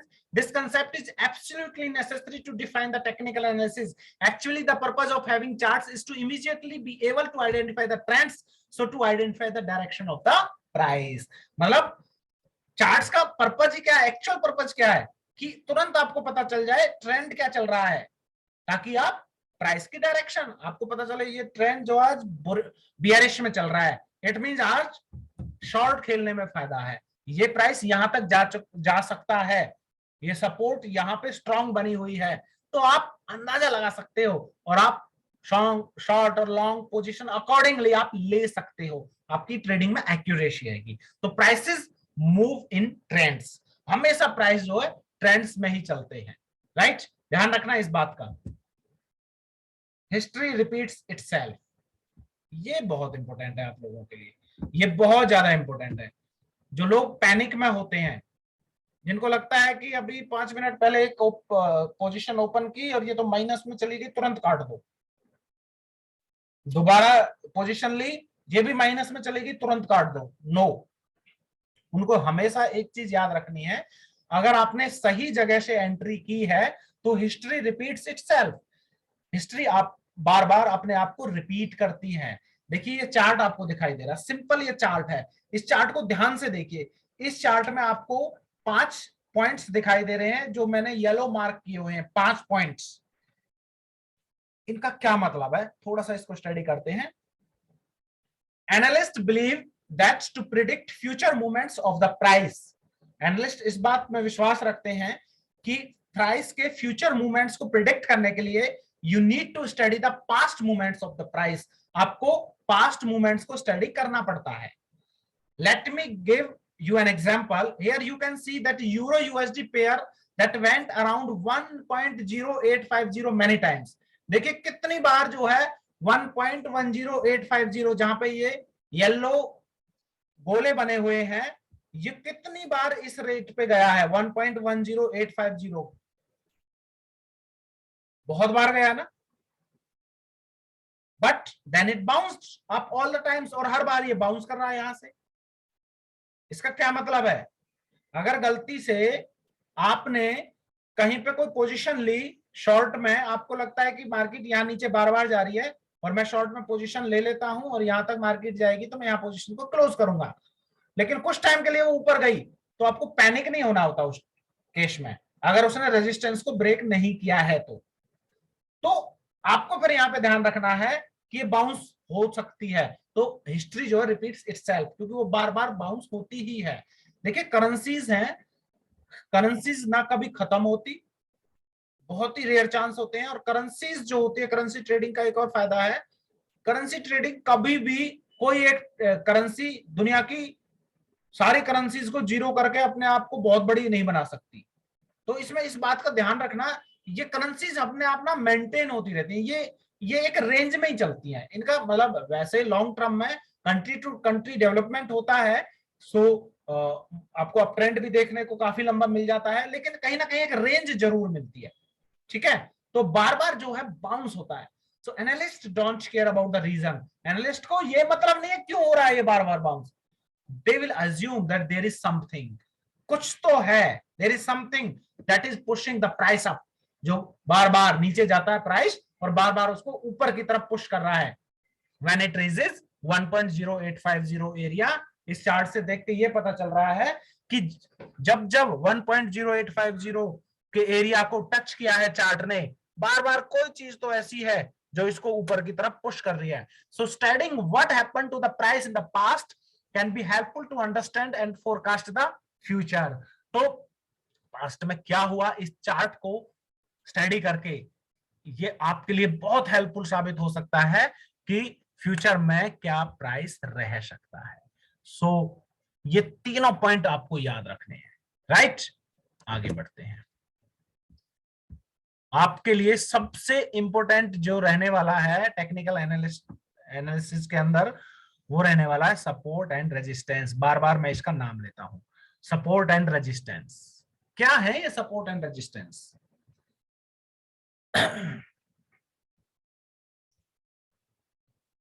Support and resistance are price levels or range of prices that a currency pair doesn't often go over and under or under. ज्यादातर मैंने बताया आपको कि currency pair जो है एक range में ही चलते हैं, ठीक है। अब वो रेंज टाइम फ्रेम के अकॉर्डिंग रेंज चेंज होती रहती है, ये ध्यान रखना, छोटी रेंज या बड़ी रेंज चेंज होती रहती है, बट ज्यादातर करेंसी पेयर्स जो है, ज्यादातर नहीं सभी, एक रेंज में चलते हैं and doesn't often go over और अंडर, और हमेशा मतलब बार बार ये सब अपने प्राइस लेवल या अपनी रेंज से ऊपर या नीचे नहीं जाते। तो एक कहीं ना कहीं एक रेंज बनती है, और वो जो रेंज होती है, वो रेंज पे जो ऊपर रेंज बनी हुई है, ऊपर जो प्राइस की रेंज बनी हुई है उसको रेजिस्टेंस कहते हैं, और जो नीचे प्राइस लेवल बना हुआ है रेंज में उसको सपोर्ट कहते हैं। कैसे? When we talk about technical analysis, we cannot avoid to talk about support and resistance because they are most used concepts in forex trading. जब हम टेक्निकल एनालिसिस की बात कर रहे हैं तो हम सपोर्ट एंड रेजिस्टेंस की बात किए बिना नहीं रह सकते, क्योंकि ये सबसे ज्यादा मोस्ट यूज्ड कॉन्सेप्ट्स होते हैं, सबसे ज्यादा यूज किए जाने वाले कॉन्सेप्ट हैं फॉरेक्स ट्रेडिंग के अंदर।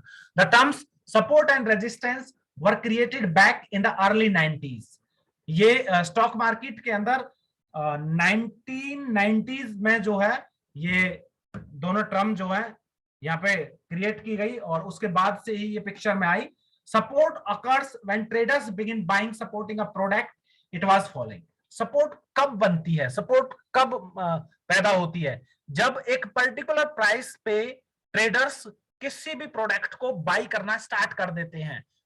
ठीक है, मतलब एक प्रोडक्ट है और उसका प्राइस बार बार डाउन जा रहा है, वो शेयर भी हो सकती है, वो करेंसी भी हो सकती है, और वो डाउन जा रहा है और एक पर्टिकुलर पॉइंट पे ट्रेडर्स उसको बाई करना स्टार्ट कर देते हैं, तो वहां पे सपोर्ट बनती है कि कितने मिलियन डॉलर्स की यहाँ पे बाइंग हुई है, और जब भी यहाँ पे रेट आता है तो यहाँ पे इतने डॉलर्स की या इतने मिलियन डॉलर्स की बाइंग होती है, तो उसे सपोर्ट बनती है। Conversely, resistance occurs when traders feel prices are getting too high or expensive, then they resist buying at that price.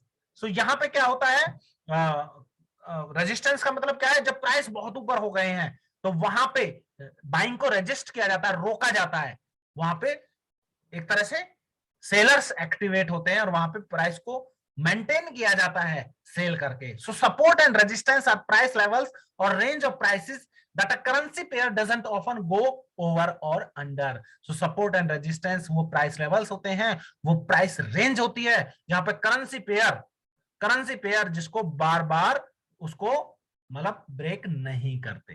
Right, the first important thing you should notice is that support and resistance are not exact numbers, they are level or range of prices. ये मतलब exact numbers नहीं होते, ये levels होते हैं और range of prices होते हैं जो टाइम टू टाइम चेंज होते रहते हैं। और बहुत बार ऐसा होता है, ज्यादातर प्रैक्टिकली क्या होता है, बहुत बार जब सपोर्ट ब्रेक होती है तो वो रेजिस्टेंस बनती है, और रेजिस्टेंस ब्रेक होती है तो वो सपोर्ट बनती है। बहुत बार आपको प्रैक्टिकली ये देखने को मिलेगा जब आप ट्रेडिंग इंडस्ट्री के अंदर अपना कैरियर बनाओगे और जब प्रैक्टिकली आप ट्रेडिंग के अंदर आओगे। आगे बढ़ते हैं दोस्तों, हमारा जो व्हील होगा, जो लक्की विनर कॉन्टेस्ट होंगे उसमें एक व्हील स्पिन होगा, और उस व्हील स्पिनिंग में आपको वहां पे सिखाया जाएगा, बताया जाएगा, सॉरी तो वहां कुछ सिखाया नहीं जाएगा, सॉरी, वहां पे आपको एक इनाम मिलेगा $100 का, जिन्होंने 5 या 5 से ज्यादा स्टूडेंट्स को इनवाइट किया है। सो उसमें जो लकी विनर होगा उसको $100 का, और यहाँ पे 3 बार व्हील को स्पिन किया जाता है। $100 का लास्ट टाइम 3 लोगों को जो है रिवॉर्ड मिला था। तो यहाँ पे जिन्होंने अपनी लिस्ट नहीं भेजी है अभी तक भी 5 अपने, अगर जिन्होंने 5 या 5 से ज्यादा लोगों को इनवाइट किया अपने नेम के साथ,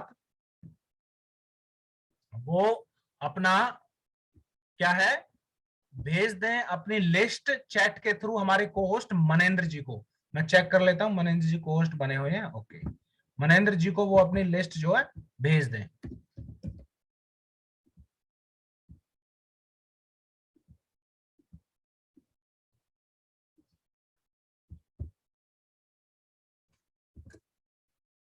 देखिए सपोर्ट का एक एग्जांपल आपको दिखाई दे रहा है। In this example we can see a support, यहाँ पे एक सपोर्ट आपको दिखाई दे रही है। The price clearly struggles to go under 1.0850, so we say that 1.0850 is a support level, right. यहाँ पे देखो प्राइस कोशिश कर रहा है तोड़ने का 1.0850 को बार बार, लेकिन टूट नहीं रही। एक लंबे टाइम तक टूट नहीं रही और बार बार ऐसा हो रहा है, तो हम यहाँ पे क्या कह सकते हैं, सपोर्ट लेवल क्या है 1.0850. So if you take a closer look, you can see that the price doesn't stop exactly at 1.0850 and then it goes up. आप देख रहे हो कि exactly 1.10850 पे रुक नहीं रहा, एक ऊपर चला जाता है, it goes to 1.0852 चला जाता है कभी, या थोड़ा नीचे भी चला जाता है कभी कभी 1.0849, लेकिन वापस जंप कर जाता है. So we identify 1.0850 as an area, but it doesn't mean that the price goes exactly to 1.10850, right? And then it goes up. उसके बाद ये ऊपर चला जाता है. तो यहाँ पे सपोर्ट क्या बनी हुई है 1.0850. चलिए आगे बढ़ते हैं. रेजिस्टेंस आपको दिखाई दे रहा होगा. Here we have a resistance instead. The price reaches 3 times 1.0950 area. देखिए यहाँ पे 3 बार प्राइस जो 1.0950 एरिया को टच किया है, but then it goes back, फिर ये वापस आ जाता है. So you can notice that support and resistance are like a wall. Support and resistance एक wall की तरह होते हैं, दीवार की तरह होते हैं. When the price arrives there, it looks that it hits the wall and reverses, right? तो मतलब जब रेजिस्टेंस और सपोर्ट पे कोई प्राइस जाता है तो वो एक दीवार की तरह, वहां दीवार बनी हुई है, तो बार बार उसको हिट करते हैं और रिवर्स हो जाते हैं, हिट करते हैं रिवर्स हो जाते हैं, और ऐसे ही चलता रहता है. But why does it happen, ऐसा क्यों होता है? Every market price is made by supply and demand levels, क्योंकि कोई भी मार्केट है वो सप्लाई और डिमांड लेवल से बनी हुई है, राइट? अब देखिए सपोर्ट एंड रेजिस्टेंस के बारे में और कुछ बातें यहाँ पे बताई गई है, आप डिटेल में ध्यान यहाँ को समझना. यहाँ पे support is simply an area. Support वो एरिया है where the price start to be appealing and this increases the demand for the currency pushing the price up. Support क्या है?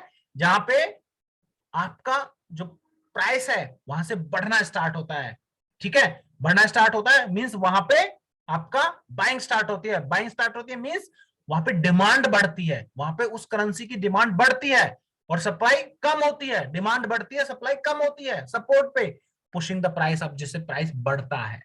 और रेजिस्टेंस क्या है? Resistance is an area where the price starts to be seen to high and the demand for the currency decreases pushing the price down.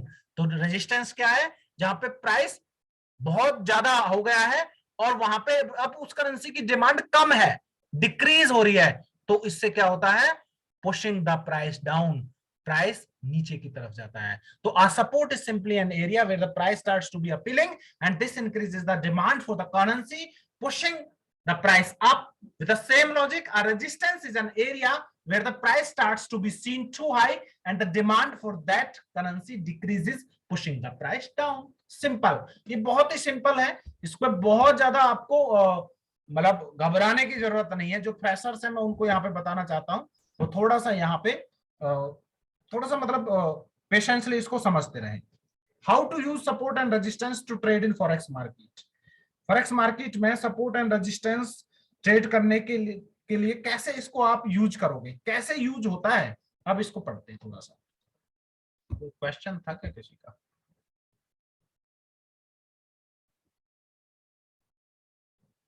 Thank you Gupta ji, thank you so much. मैं थोड़ा सा कोशिश करता हूँ simple तरीके से, क्योंकि freshers बहुत हैं अपने पास जिन्होंने फॉरेक्स को फर्स्ट टाइम देखा है. नरेंद्र जी आप कुछ कहना चाहते हैं? नरेंद्र जी मैंने आपको अनम्यूट किया है, आपने हैंड रेज किया हुआ है या पहले ही है ये? जी सर, वो क्लास का रिकॉर्डिंग मिलेगा ना? हाँ सर, वो हमेशा मिलता है और चैट पे आपको अभी वीडियो से मेरा वो मिला होगा चैनल, उसे सब्सक्राइब कर लीजिएगा, वहां मिल जाएगा. और मनेंद्र जी एक बार फिर से सभी को मेरी प्रीवियस 3 क्लासेस की रिकॉर्डिंग चैट में भेज दीजिए मनेंद्र जी. जी सर, वो अभी मेरा ड्यूटी है, मुझे ड्यूटी पे जाना है. जी नरेंद्र जी कोई नहीं, आप बने रहिए हमारे साथ, वीडियो रिकॉर्डिंग भी आपको मिलेगी, तो चैनल को सब्सक्राइब कर लीजिए. मनेंद्र जी अगर आप मुझे सुन पा रहे हैं तो आप जो रिकॉर्डिंग भेज दीजिए मनेंद्र जी. जी sir, thank you. Thank you Narendra ji, thank you. अच्छा doctor SN Singh ji. Doctor साहब कोई क्वेश्चन आपका? जी सर, नमस्कार सभी को, गुड मॉर्निंग। नमस्कार सर। मेरा नाम सुनंदन सिंह है और मैं प्रयागराज से हूँ। अरे ग्रेट। सर मैं ये इसमें जो पिछले आप चार्ट जो बता रहे थे सर, वो चार्ट में कहीं पे वीक ऑफ बना हुआ है क्या? कौन सा वाला चार्ट? सर वो सैंपल चार्ट थे, अभी इतना टेक्निकल मत जाइए आप। ओके, वो मतलब मैं बिल्कुल ये कह रहा सैंपल था चार्ट सर थे कि और हाँ, वो चार्ट ये जो मतलब रियल नहीं है। कोई बात नहीं सर, मैं जो आप एजुकेशन दे रहे हैं सर, ये रिटेल ट्रेडिंग है या इंस्टीट्यूशनल ट्रेडिंग है? अभी ये रिटेल है और इंस्टीट्यूशनल्स मेरा बनाने की इसकी कोशिश है, हम लगे हुए हैं। आप लोगों को साथ ओके, रहेगा तो डेफिनेटली बनेगा। Okay sir. अभी ये रिटेल सर रिटेल ट्रेडिंग और इंस्टीट्यूशनल ट्रेडिंग में डिफरेंट बता सकते हैं सर? सर सारी चीजें अभी मेरा ना, मैं आउट ऑफ टॉपिक नहीं डिस्कस करता, थोड़ा सा बता रहा हूं मैं आपको, क्योंकि कुछ हमारे रूल रेगुलेशंस हैं। Okay sir. तो आपको सारी चीजें क्लियर होंगी स्टेप बाय स्टेप। आप पर्टिकुलर टॉपिक से रिलेटेड हम डिस्कस करते हैं, क्योंकि एक्चुअली ना फ्रेशर्स बहुत है हमारी क्लास में, बहुत ज्यादा फ्रेशर्स है जिनको बिल्कुल डिटेल में एक एक चीज समझा रहे हैं हम। तो वो हमारी कुछ एडवांस कोर्सेज भी हैं जहाँ पे बहुत डिटेल में आप सीख सकते हैं चीजों को। नहीं नहीं, डिटेल्स बहुत अच्छा बता रहे हैं सर, अच्छा लग रहा है। थैंक यू डॉक्टर साहब, thank you so much. Madan ji आप कुछ पूछना चाह रहे हैं? Madan ji. Yes sir, thank you so much for unmuting me. मैं ये जानना चाह रहा था सर, जो पीछे वाले अभी जस्ट इससे पिछले पेज पे जो हम लोग थे उसमें सपोर्ट एंड रेजिस्टेंस लेवल पे, तो सर वो एग्जैक्टली जो आपने इससे पीछे टाइम फ्रेम बताया था, है ना? हाँ जी, हाँ जी, हाँ जी। मिनट, आधे घंटे, 15 मिनट, उसका आपने बताया था। सिर्फ ये जानना चाह रहा हूँ कि एक्यूरेट हम लोग किन टाइम फ्रेम को मान सकते हैं? सपोज अगर मुझे एक ट्रेड लेना है, तो अगर हम लोग यहाँ पर जैसे ये सपोर्ट लेवल हो गया, जो मैं समझ गया कि अगर एक लाइन जी जी जी, जो चीजें एक ऊपर आ रही हैं वो रेजिस्टेंस हो गया, जो नीचे आ रही हैं वो सपोर्ट हो गया। जी, तो जी, कौन से टाइम फ्रेम को ज्यादा एक्यूरेटली मतलब समझ के उस पे हम लोग काम कर सकते हैं कि यहाँ से अप जाएगा तो हमें बाय में लेना है और डाउन जाएगा तो सेल में लेना है? सर 4 घंटे का मैं सजेस्ट करूंगा आपको, 4 hours chart. 4 hours chart always? हाँ, 4 आवर्स चार्ट पे आप ज्यादा फोकस करना। देखो अच्छा, 100% तो कोई भी चीज नहीं होती, क्योंकि सपोर्ट भी ब्रेक होती है, रेजिस्टेंस भी ब्रेक होती है, ऐसी सिचुएशन आती है। लेकिन ज्यादा एक्यूरेसी की मैं बात करूं तो 4 आवर्स चार्ट से नीचे पे आप सपोर्ट रेजिस्टेंस को मत देखना। हालांकि देखना, लेकिन 4 आवर्स को आप ज्यादा कंसीडर करके चलना। अच्छा, 4 आवर्स पे मतलब भरोसा किया जा सकता है कि मैक्सिमम टाइम वो अपने आप को जो सपोर्ट उसका लेवल रहेगा वहां से वो लौटेगा ही लौटेगा, चाहे रेजिस्टेंस से वो लौटेगा ही लौटेगा। चांसेस रहते हैं 4 आवर्स, और 4 आवर्स के बाद देन 1 डे चार्ट भी जरूर देखना, 1 डे वाला। और अब जहां आपको दिखे ना 4 आवर्स और 1 डे चार्ट में जो सेम आपको रेजिस्टेंस और सपोर्ट दिख रही है, उसको ज्यादा एक्यूरेट लेके चलना। दोनों में अगर आपको जो आइडेंटिकल वैल्यू दिख रही है ना जहां पे, उसको ज्यादा आप लेके चलना। अच्छा, 4 आवर्स और 1 डे को मैच करके हम लोग चल सकते, आइडेंटिफाई कर सकते हैं। जी जी। 4 आवर्स से नीचे 1 आवर वाला सिर्फ वैलिडेशन के पर्पस से हम लोग देख सकते हैं। वैलिडेशन के पर्पस से उसको मतलब आप उस तरीके से एक्यूरेसी के पर्पस से ज्यादा कंसीडर नहीं कर सकते। Okay okay okay okay sir, thank you. Okay, thank you. PS Chauhan ji कुछ पूछना चाह रहे हैं? जी जी सर, पीएस चौहान जी मैंने आपको अनम्यूट किया है। हाँ सर, ये जानना चाह रहा था कि जो पूरा कोर्स चल रहा है टोटल कोर्स है या फिर बेसिक चल रहा है, जो अभी आपके पिछले 3 बार जो चला है टोटल, इसमें टेक्निकल एनालिसिस आप बताएंगे क्या? सर सब कुछ आएगा इसमें, ये बहुत बड़ा लंबा कोर्स है। अच्छा, कब तक चलेगा सर ये कम से कम आप 6 महीने के इधर उधर मान के चलना। अच्छा जी। तो आप मतलब ये मतलब एजुकेशन दे रहे हैं या मतलब आपका सब ब्रोकिंग भी है क्या फॉरेक्स में कुछ? हम सर एजुकेशन दे रहे हैं, और नहीं हमारा कुछ नहीं है इस तरह से। तो आप जो भी बाकी कुछ और अगर इससे रिलेटेड आपको कोई असिस्टेंस की जरूरत है तो आप हमें डायरेक्ट संपर्क कर सकते हैं। पब्लिकली मतलब हम उन चीजों को, किसी भी चीज को हम यहाँ पे प्रमोट नहीं करते। ठीक है sir, thank you. We are just an academy. So ठीक है सर, धन्यवाद। Thank you. बहुत सारे हैंड रेज हैं। सो जिनके आंसर आपको मिल चुके हैं वो प्लीज हैंड डाउन कर लें। बाकी उसके साथ साथ आकाश जी आकाश जी, आप क्या पूछना चाह रहे हैं? सर थैंक यू सर इतना अच्छे से समझाने के लिए। अरे वेलकम सर, वेलकम। सर मैं ये पूछ रहा था, जैसे आप ना ये चार्ट बता रहे हो कि 4 घंटे का चार्ट हमें एनालिसिस करना है, ठीक है? तो जो हमें ट्रेड लेनी है, ट्रेड कितने समय की लेनी पड़ती है? मतलब 4 घंटे की लेनी है या फिर कम टाइम की ले सकते हैं, जैसे 1 घंटे 2 घंटे की? Sir depend on your TP, मतलब आप पोजीशन में आप प्रॉफिट कितना बुक कर रहे हो, कितना बुक आपको प्रॉफिट करना है। तो टाइमिंग यहाँ पे कंसर्न नहीं करता फॉरेक्स ट्रेडिंग में। ऐसा नहीं है सर कि जैसे आपने बताया ना कि मतलब जो वो मैंने शॉर्ट टाइम है पैटर्न, ना, शॉर्ट टाइम के मतलब जो मैं ये कह रहा हूं कि शॉर्ट टाइम के ऊपर आप जो पोजीशन लेके चलोगे वो एक्यूरेसी नहीं देगी आपको, वहां फंस सकते हो। आपको ज्यादा एक्यूरेसी मिलेगी लॉन्ग पीरियड के चार्ट को स्टडी करके। कई बार क्या होता है ना, एकदम से एक बहुत बड़ी कैंडल बनती है, एक स्पाइक बनती है, तो लोगों को लगता है प्राइस इतना डाउन आ गया या प्राइस इतना अप हो गया और यहाँ पे कुछ किया जा सकता है। 5 मिनट के अंदर या 1 मिनट के अंदर ऐसा हो रहा है, तो उन्हें आप ज्यादा कंसीडर करके ना चले। मैं ये कहना चाह रहा हूँ 4 घंटे या 1 दिन के जो चार्ट होते हैं वो ज्यादा एक्यूरेसी देते हैं आपको। मतलब इसका मतलब ये नहीं है कि आप ट्रेड कितनी देर के लिए ले रहे हो। ट्रेड तो डेफिनेटली जब आपका प्राइस हिट होगा तो वो कितना भी टाइम हो सकता है, उसमें 1 घंटा भी लग सकता है, आधा घंटा भी लग सकता है, 4 घंटे भी लग सकते हैं, 1 दिन भी लग सकता है।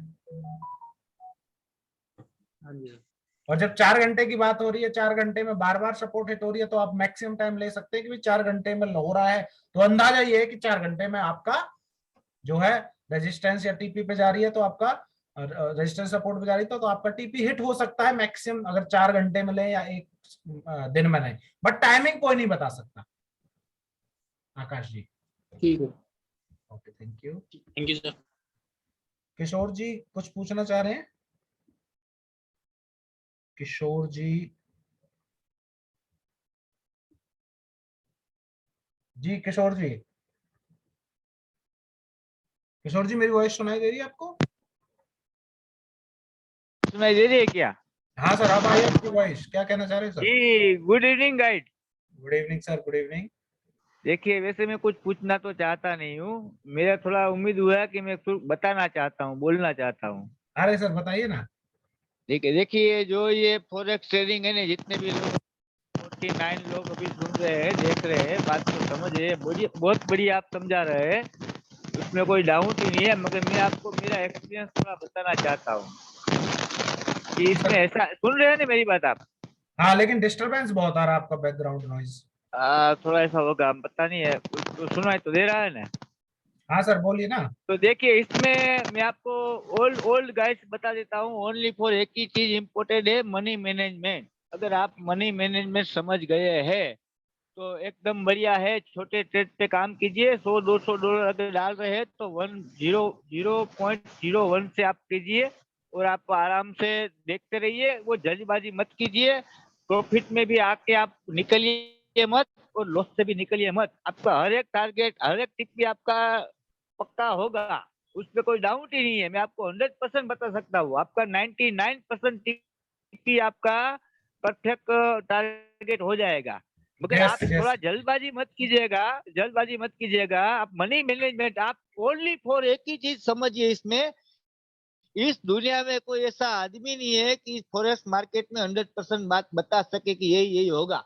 सब अंदाजे बयां होता है, मगर अंदाजे बयां से कुछ हासिल नहीं होता है। हासिल तो मनी मैनेजमेंट से होता है। तो ओल्ड गाइड, आप अपनी मनी को मैनेज कीजिए। अगर आपके पास $100-200 है तो आप 0.01 माइक्रो से ज्यादा ट्रेड मत कीजिए। बारी बारी ट्रेड मत कीजिए, आराम से ट्रेड कीजिए और थोड़ा लंबा। और आप और प्रॉफिट में भी आप मत निकलिए, प्रॉफिट भी थोड़ा लंबा लीजिए। ऐसा नहीं है कि बस ब्लू हो गया तो निकल जाओ भाग जाओ। आप वो माइनस में, लाल में देखते रहते हो और पूरा वॉश हो जाए तब तक देखते हो। तो थोड़ा छोटा सा माइक्रो आप डाल के, थोड़ा छोटा सा लोट डाल के आप प्रॉफिट में भी लंबा खड़ा रहिए। लंबा प्रॉफिट कमाइए, ओनली फॉर एक ही काम कीजिए, अपने मनी को मैनेज। तो लालच में मत आइए, जुआ के तरह मत सोचिए कि रातों रात। जी किशोर जी, जी मैं आपका मैसेज पास कर देता हूं। सबको करोड़पति लाखोंपति बना सकता है, मगर 6 बार महीने 2 साल के बाद बनिए। ऐसा नहीं है कि 2 दिन में 5 दिन में बन जाएगी। तो मैं थोड़ा लंबा बात कर रहा हूँ, पता नहीं अच्छा लगेगा कि नहीं लगेगा। सब नहीं, thank you so much, thank you. Actually आपकी थोड़ा सा वॉइस डिस्टर्ब हो रही थी, तो मैं बता देना चाहता हूँ कि किशोर जी क्या आपसे कहना चाहते हैं। Kishore ji is talking about the risk management, जो हमारा आगे चैप्टर आने वाला है।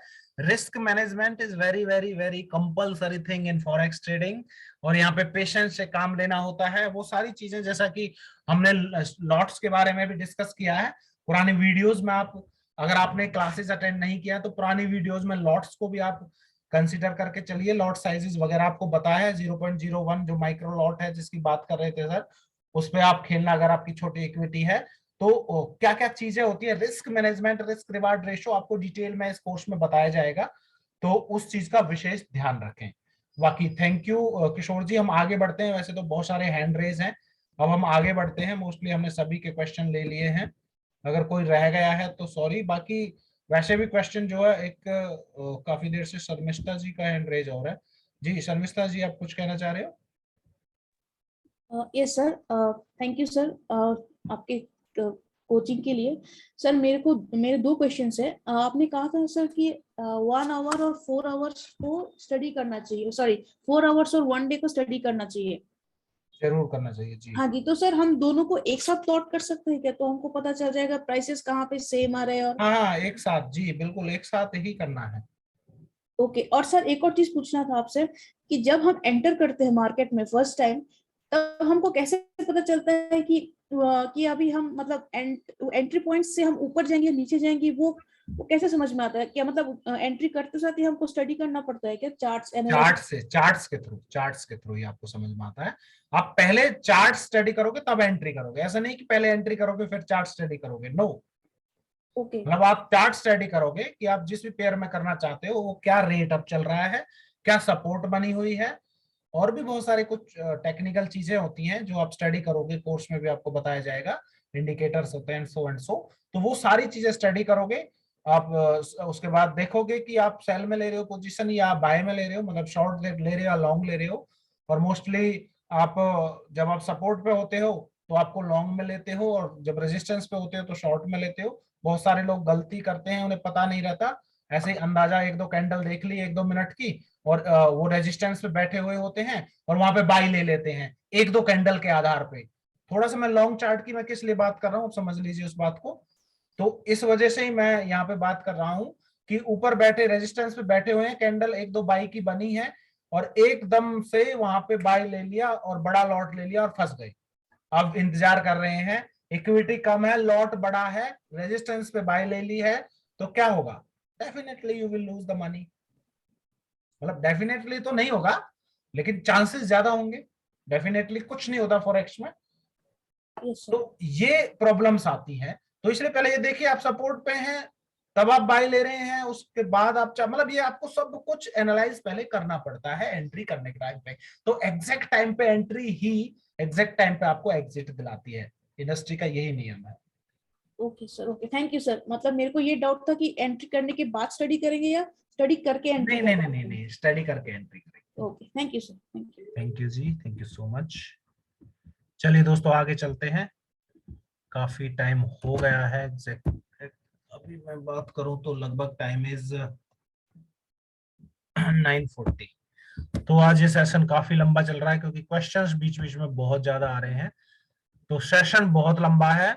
सर टीपी कैसे निकाला जाए? सर सब कुछ बताएंगे आपको, सब कुछ बताएंगे, पेशेंस रखिए। पर्टिकुलर जो आपका टॉपिक चल रहा है उससे रिलेटेड क्वेश्चन पूछेंगे तो मैं आंसर दे पाऊंगा, नहीं तो इतने क्वेश्चंस हैं पूरी, अगर फॉरेक्स के एक ही टाइम पे क्वेश्चन पूछोगे तो आंसर देना पॉसिबल नहीं होगा। तो टॉपिक टू टॉपिक हम चलेंगे, आपको पेशेंस रखना है। स्टडी मैंने आपको पहले ही बताया था, लर्निंग टेक्स टाइम, बहुत टाइम लेती है लर्निंग। सपोर्ट एंड रेजिस्टेंस, तो ये मैंने यहाँ पे क्लियर किया। अब नेक्स्ट जो चैप्टर है वो लेते हैं हम यहाँ पे how to use support and resistance to trade in forex market. Forex market में सपोर्ट एंड रेजिस्टेंस कैसे यूज करना होता है। तो यहाँ पे एक वर्ड आएगा आपके लिए, bounce, right. The method I'm showing to you is the most common and I believe it is also the most effective. It is called the bounce. तो यहाँ पे जो सबसे कॉमन और सबसे इफेक्टिव जो मेथड है वो बाउंस मेथड है। आपको कौन सा मेथड यूज करना है सपोर्ट एंड रेजिस्टेंस यूज करने के लिए? Bounce method. As the name suggest, जैसा कि इसके नाम से पता चल रहा है, it is very easy. You wait for the price to go to the level of support और resistance and then you open a trade. अभी जो शर्मिष्ठा जी आपने जो क्वेश्चन पूछा उसका आंसर ही आ गया है यहाँ पे। You wait for the price to go to the level of support और resistance and then you open a trade. या तो सपोर्ट पे लीजिए, फ्रेशर्स के लिए खास बता रहा हूं मैं ये बात, या तो सपोर्ट पे लीजिए या रेजिस्टेंस पे लीजिए। थोड़ा सा मतलब इजी कर रहा हूं मैं आपकी ट्रेडिंग लाइफ को। सपोर्ट पे बाय लीजिए और रेजिस्टेंस पे सेल लीजिए। In this case the price is reaching a support level. यहाँ पे देखिए, यहाँ पे सपोर्ट जो मैंने यहाँ पे एग्जांपल दिखाया हुआ है, यहाँ पे सपोर्ट लेवल है। सिंपली यहाँ पे एक जो प्राइस है वो सपोर्ट लेवल पे जा रहा है। So you want to buy the couple waiting for the price to hit the support level and then go up.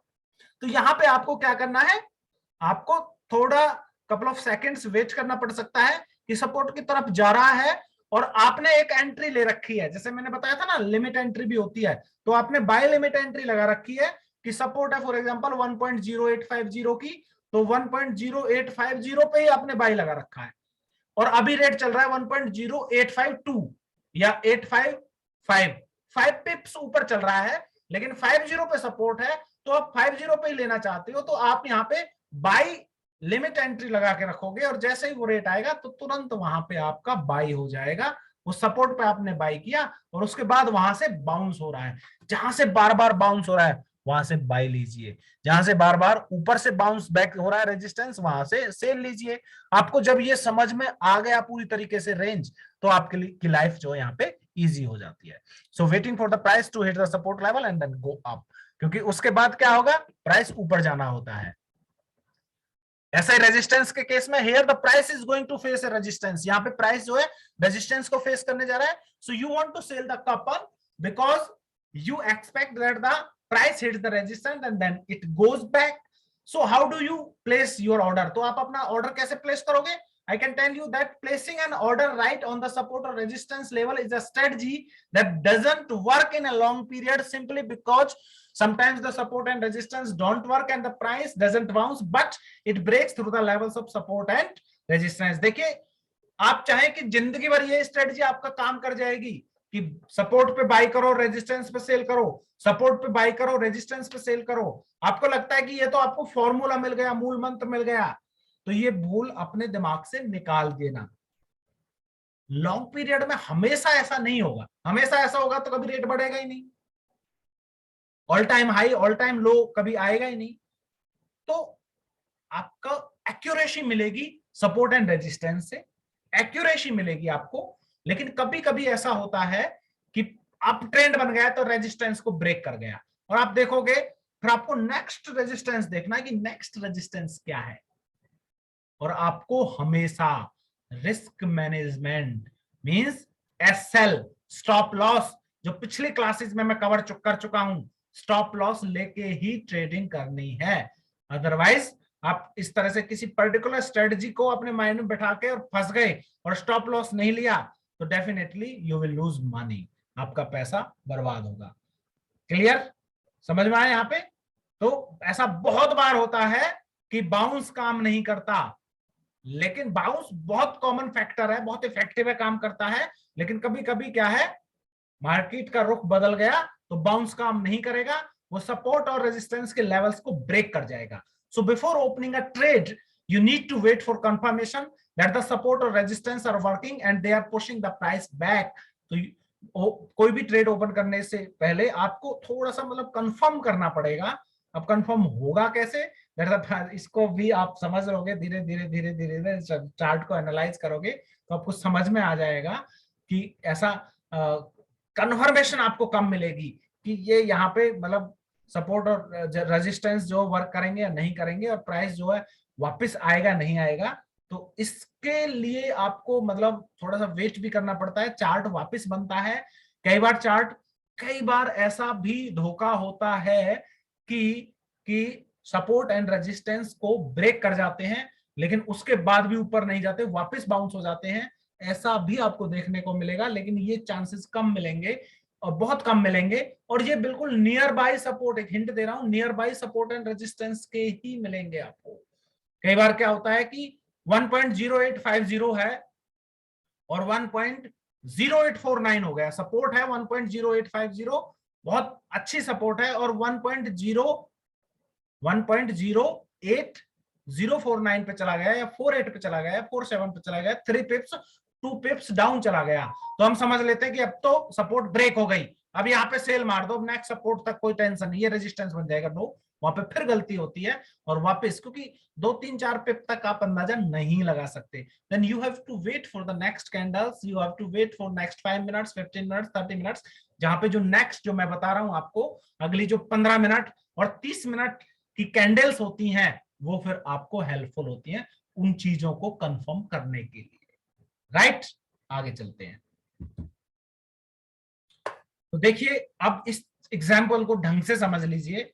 यहाँ पे आपको जो अभी क्वेश्चन था वो भी क्लियर होगा, यहाँ पे कुछ थोड़ा सा आपको क्लियरिटी होगी। So here is how to trade the support and resistance. यहाँ पे आपको पता चल रहा है कि कैसे ट्रेड करना है सपोर्ट एंड रेजिस्टेंस पे। When the price enters your support area, जैसे ही प्राइस आपके सपोर्ट एरिया में एंटर किया है प्राइस ने, instead of opening A trade right away, तुरंत ट्रेड मत लीजिए। आपके सपोर्ट एरिया के नियर बाय आया है अभी ट्रेड, आप तुरंत ट्रेड मत लीजिए। प्राइस अभी नियर बाय आया है, you wait for a confirmation, आप जो कंफर्मेशन का वेट कीजिए। तो अब जब आपको कंफर्म हो गया कि यस नेक्स्ट कैंडल इधर ही बन रही है, और तो आप ना एक लिमिट एंट्री ऑर्डर ले लीजिए अपने सपोर्ट से थोड़ा सा ऊपर। ठीक है, कैसे? सपोज 1.0850 सपोर्ट बनी हुई है, कितनी? 1.0850। अब आप वेट कीजिए थोड़ा सा, क्योंकि प्राइस बार बार वापस आ रहा था। अब देखिए क्या प्राइस वापस 1.0851, 852, 853, 854, 855 वापस बाउंस करने लगा है क्या? वहां पे आप ले लीजिए, और वहां पे आप पहले एक लिमिट एंट्री ऑर्डर लगा लीजिए, क्योंकि कई बार ना बहुत जल्दी कर जाता है उसको क्रॉस, तो आपको एग्जैक्ट वो प्राइस जो आप लेना चाहते हैं वो नहीं मिलता और बहुत ऊपर चला जाता है। तो वहां पे एक लिमिट एंट्री ऑर्डर आप सेट कर दीजिए, तो आपको एक कंफर्मेशन मिल गई कि यस यहां से बार बार बाउंस हो रहा था और अब की बार भी बाउंस हो रहा है। तो जब आपको वहां से लगे कि यहां से बाउंस हो रहा है, तो वहां पे आप एंट्री ले लीजिए। आपको लगे कि वहां से अभी कंफर्मेशन नहीं है, सपोर्ट पे है, टूट सकती है सपोर्ट, तो वहां पे आप एंट्री मत लीजिए, वेट करिए। तो कहां पे एंट्री लेनी है आपको? जब आपका सपोर्ट से वापस बाउंस होना स्टार्ट हो जाए। और लेकिन सपोर्ट देखनी आनी चाहिए, स्ट्रॉन्ग सपोर्ट 4 घंटे एक दिन वाली पे जरूर फोकस करना। कहीं 5 मिनट की सपोर्ट देखी आपने या 1 मिनट की देखी और उसी पे आपने फॉर्मूला अप्लाई कर दिया, मार खा जाओगे आप। So the limit entry order, so enter a limit entry order above your support level. तो अपने सपोर्ट लेवल से थोड़ा ऊपर आपको एक लिमिट एंट्री ऑर्डर लगा देना है। If the price doesn't break the support but it bounces and goes up, अगर प्राइस ने सपोर्ट को ब्रेक नहीं किया है और ये वापस बाउंस कर गया है और ऊपर बढ़ दिया, चल दिया है, the limit entry order will be triggered, और आपका लिमिट एंट्री ऑर्डर जो ट्रिगर हो जाएगा, and you will have your trade on the market, और आपको मार्केट पे में आपकी मतलब ट्रेड ओपन हो जाएगी। Right, so if the price breaks the support level, लेकिन अगर प्राइस सपोर्ट लेवल को ब्रेक कर गया है तो आपका क्या है, आपकी लिमिट एंट्री ऑर्डर एक्टिवेट नहीं होगी और आप बच जाओगे। You will avoid to lose money. Okay, so if the price breaks the support level, the limit entry order will not be activated by your broker and you will avoid to lose money। लेकिन अगर आप तुरंत support पे थे आप और वहीं पे आपने बिना कंफर्मेशन के बस ले लिया बाई और सपोर्ट टूट गई, तो आपका नुकसान होगा ना। तो वेट फॉर द कंफर्मेशन, मैं यही कहना चाह रहा था, वेट फॉर द कंफर्मेशन। इसलिए मैं सब लोगों से कह रहा हूं wait for the answers. Answer सारे मिलेंगे but wait for the answers. So where to place stop loss and take profit when you enter your limit entry order? कहां पे आपको स्टॉप लॉस, अब आपके पोजीशन हिट हो गई, मतलब पोजीशन आपकी एंटर हो गई है, पोजीशन बुक हो गई है, आपका लिमिट एंट्री ऑर्डर ट्रिगर हो गया है। अब आपको स्टॉप लॉस और टेक प्रॉफिट लेना है उसमें, तो कहां लोगे? Well the stop loss should be always under the support area, while for the take profit there is no general rule in this case. देखो आपने एंट्री कहां पे की थी? स्टॉप लॉस से थोड़ा सा ऊपर, तो आपका सॉरी क्या मैंने स्टॉप लॉस बोला, सपोर्ट से थोड़ा सा ऊपर, सॉरी। आपने एंट्री कहां पे ली? सपोर्ट से थोड़ा ऊपर। अब सपोर्ट से थोड़ी ऊपर आपने एंट्री ली है, तो आपको डर क्या है? डर ये है कि एक कैंडल तो बाउंस बैक कर गई, लेकिन नेक्स्ट कैंडल में ऐसा ना हो कि ब्रेक हो जाए सपोर्ट, तो रिस्क मत लीजिए ना। जो सपोर्ट है उससे थोड़ा नीचे आप एसएल लगा दीजिए। आपको लगता है कि ये तो ब्रेक होने का मैं बिल्कुल रिस्क ही नहीं लेना चाहता, एसएल लगा दीजिए। जैसे कि आपने जिस भी रेट पे लिया, जो भी रेट आपको मिला है, जैसे 1.0850 आपका था सपोर्ट लेवल, और 1.0855 पे आपने जो एंट्री ले ली बाई की, और आपको लगता है कि ये उससे 50 पिप नीचे आपको स्टॉप लॉस लगाना है, तो 50 पिप नीचे स्टॉप लॉस लगा दीजिए। अब 50 पिप्स नीचे का मतलब आपको जो है सपोर्ट को ब्रेक करेगा तभी तो जाएगा 50 पिप्स नीचे, और सपोर्ट को ब्रेक करने के बाद आप लॉस लेना ही नहीं है, आपको रिस्क लेना नहीं है, तो वो अच्छी बात है, रिस्क लेना भी नहीं चाहिए, right? So well the stop loss should be always under the support area while for the take profit. लेकिन टेक प्रॉफिट का कोई ऐसे जनरल रूल नहीं होता कि इतने पे लेनी होती है। टेक प्रॉफिट तो सीधी सी बात है कि आपने एसएल कितना लिया है और आपकी स्ट्रेटजीज क्या, आप कितनी ट्रेड्स दिन में लेते हो, रिस्क रिवार्ड रेशो कैसे लेके चलते हो, उसके अकॉर्डिंग होता है। लेकिन कभी भी जितना आपने एसएल लिया है लगभग उतने पिप का आपको वो टेक प्रॉफिट लेके चलना पड़ता है, और कई बार उससे ज्यादा लेके चलना है। तो कुछ लोग रिस्क रिवार्ड रेशो लेके चलते हैं 1:1, कुछ 2:1 लेके चलते हैं, कुछ 3:1 भी लेके चलते हैं, राइट? 3 टाइम्स लेके चलते हैं। थोड़ा सा आपको रेजिस्टेंस भी देखना है।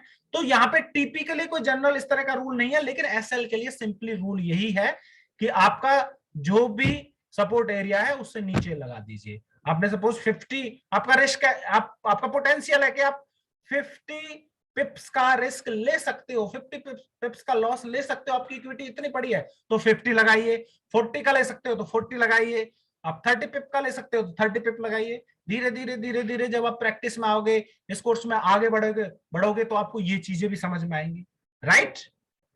सो दोस्तों मैं इसलिए कहता हूं कि आपको ना रिलेवेंट क्वेश्चन पूछने हैं आउट ऑफ, देखो फॉरेक्स इंडस्ट्री इतनी बड़ी इंडस्ट्री, इतने टॉपिक्स हैं इसमें, आप क्वेश्चन पूछोगे तो कितने क्वेश्चन ऐसे होंगे जिनका हो सकता है मेरे पास जवाब भी ना मिले, मैं आपको क्लियरली बता रहा हूं।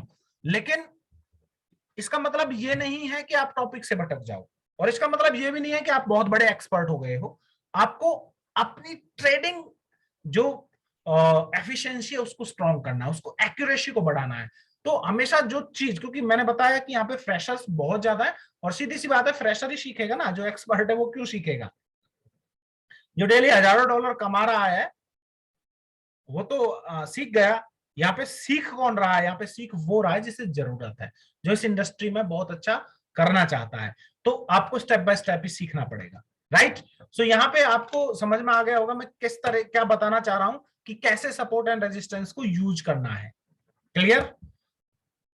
एक बार मैं बस पूछना चाह रहा हूं, हैंड रेज कीजिएगा कि मेरी बात जो ये वाली थी कितने लोगों को समझ में आई है, क्लियर हुआ है?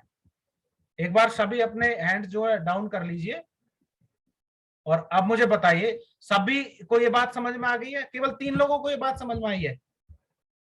ओके ओके ओके, मनेंद्र जी आपको समझ नहीं आई ये बात?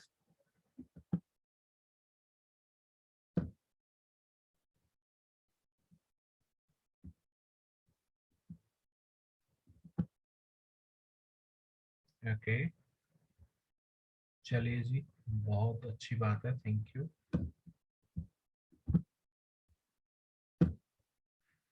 अच्छा, कुछ लोगों ने तो अपना ऑडियो भी ऑन नहीं किया है, तो वो क्या समझ रहे होंगे, तो मेरी ड्यूटी सबसे पहले ये बनती है कि मैं उनको क्लास से बाहर निकाल दूं। मैंने ध्यान नहीं दिया था।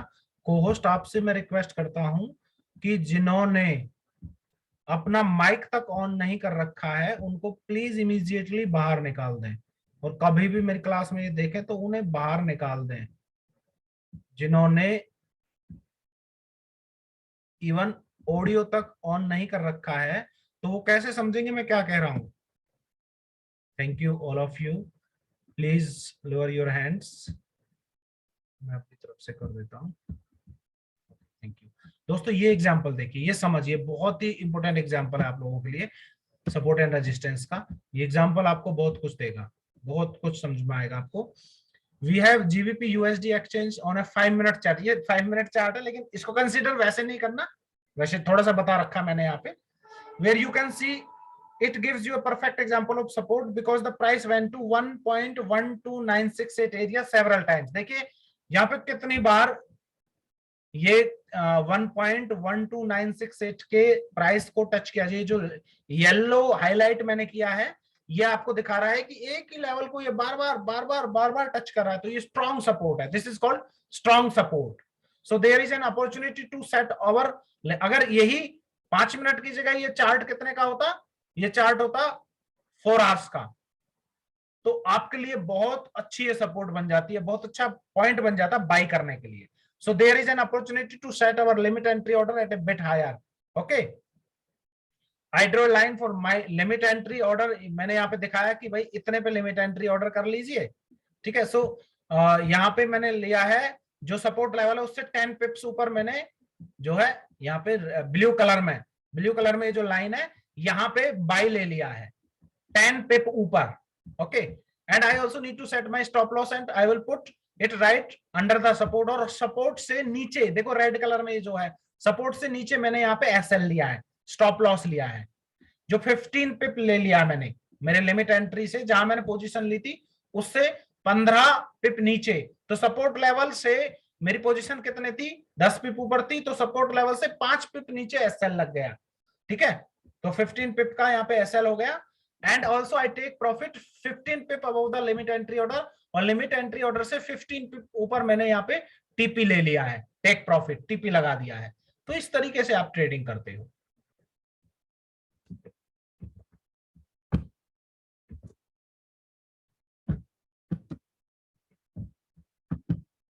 क्लियर? एक बात और सपोर्ट एंड रेजिस्टेंस के विषय में, when the price passes through support, the support could potentially become a resistance. It is also valid the opposite, when the prices passes through resistance, that resistance could potentially become support. यहां पे फंसते हैं ज्यादातर लोग, इस बात को ढंग से समझ लो। सिंपल हिंदी में समझा देता हूं, बिल्कुल लेमन लैंग्वेज में। सपोर्ट बार बार रेजिस्टेंस बनती है और रेजिस्टेंस बार बार सपोर्ट बनता है। जब प्राइस आपके सपोर्ट को ब्रेक कर चुका है तो वो रेजिस्टेंस बन जाती है, मोस्ट ऑफ द टाइम, बहुत बार ऐसा होता है। और ऐसा ही अपोजिट में होता है, जब प्राइस रेजिस्टेंस को ब्रेक कर जाता है तो वो जो रेजिस्टेंस हैवी था वो सपोर्ट में कन्वर्ट हो जाता है। So last two important concept about the support and resistance. First one, when the price passes through support, that support could potentially become a resistance. It is also valid the opposite. When the price passes through resistance, that resistance could potentially become support. Here we have a support, but this time the price breaks the support and continues to go down. This support can become a resistance in the future and the price may struggle to go over that level. और ऐसा होता है कि जो पहले बहुत बड़ा resistance support था वो रेजिस्टेंस बन गया है, अब उसको ऊपर तोड़ ही नहीं पा रहा, राइट? एक बात और, the more often price test level of resistance support without breaking it, the stronger the area of support और रेजिस्टेंस इज। मतलब जितना स्ट्रॉन्गर एरिया होगा सपोर्ट और रेजिस्टेंस का, उतने लंबे टाइम तक आपको वहां पे ट्रेडिंग करने का मौका मिलेगा और उसको उतना ही लंबा टाइम लगेगा ब्रेक करने में। So last thing to know about support and resistance, that the more often price test level of resistance or support without breaking it, the stronger the area of support or resistance। ऐसे ऐसे भी कह सकते हो कि बार बार जहां पे resistance और सपोर्ट के एरिया को ब्रेक करने की कोशिश कर रहा है प्राइस, लेकिन लंबे टाइम तक उसको ब्रेक नहीं कर पा रहा, तो उतना ही स्ट्रॉन्ग आपका सपोर्ट और रेजिस्टेंस एरिया बन जाता है। एक्चुअली ये देखिए how to draw support and resistance, यहाँ पे भी थोड़ा सा और एक बार समझ लीजिए। ये जो नीचे की लाइन है सपोर्ट नंबर 1, सपोर्ट नंबर 1 और सपोर्ट नंबर 2 और रेजिस्टेंस 1 रेजिस्टेंस 2। यहाँ पे देखिए मैंने क्लियरली बताया सपोर्ट नंबर 1 स्ट्रॉन्ग सपोर्ट यहाँ पे दिख रही है, जहां पे मैंने 4 पॉइंट्स को हाईलाइट किया है, येलो जो हाईलाइट मैंने किया है 4 पॉइंट्स। तो यहाँ पे बार बार यहाँ से बाउंस बैक हो रहा है, बहुत बार बाउंस बैक हुआ है, तो ये सपोर्ट 1 है। इससे नेक्स्ट सपोर्ट क्या थी, सपोर्ट नंबर 2 जो मैंने नीचे ड्रॉ की है, ठीक है। ऐसे रेजिस्टेंस देखिए, ये जो मैंने 4 पॉइंट्स यहाँ पे आइडेंटिफाई किए हैं, ये रेजिस्टेंस 1 है। ऐसे ऊपर रेजिस्टेंस 2 ये ऊपर दिखाई दे रहा है, क्लियर। तो यहाँ पे आप देख सकते हैं नेक्स्ट रेजिस्टेंस कहाँ पे है, नेक्स्ट सपोर्ट कहाँ पे है। तो आप 2, 3 तक सपोर्ट और रेजिस्टेंस चेक करते हैं, उससे भी आपकी एक्यूरेसी ट्रेडिंग की बढ़ती है। तो फ्रेंड्स एक्चुअली मेरे ख्याल से बहुत लंबा सेशन है हमारा, 10 ऑलरेडी बज चुके हैं और अभी बहुत सारी स्लाइड्स बाकी हैं। 50% में कवर कर चुका हूं आज का सेशन। ये सेशन मुझे एज इट इज कंटिन्यू रखना पड़ेगा नेक्स्ट संडे के लिए, और नेक्स्ट संडे मैं आपको इस चीज को रिवाइज भी करना है, यहाँ तक की सारी क्लासेस, यहाँ तक की पूरी रिकॉर्डिंग आपको मिलेगी, ठीक है। और तो इसी के साथ इस सेशन को मैं यहीं पे वाइंड अप करता हूं, और आगे के लिए अब अगर आपने लिस्ट शेयर की है तो हम देखते हैं लकी विनर आज कौन है, इस पर भी हम थोड़ा सा आगे चलते हैं। So thank you so much.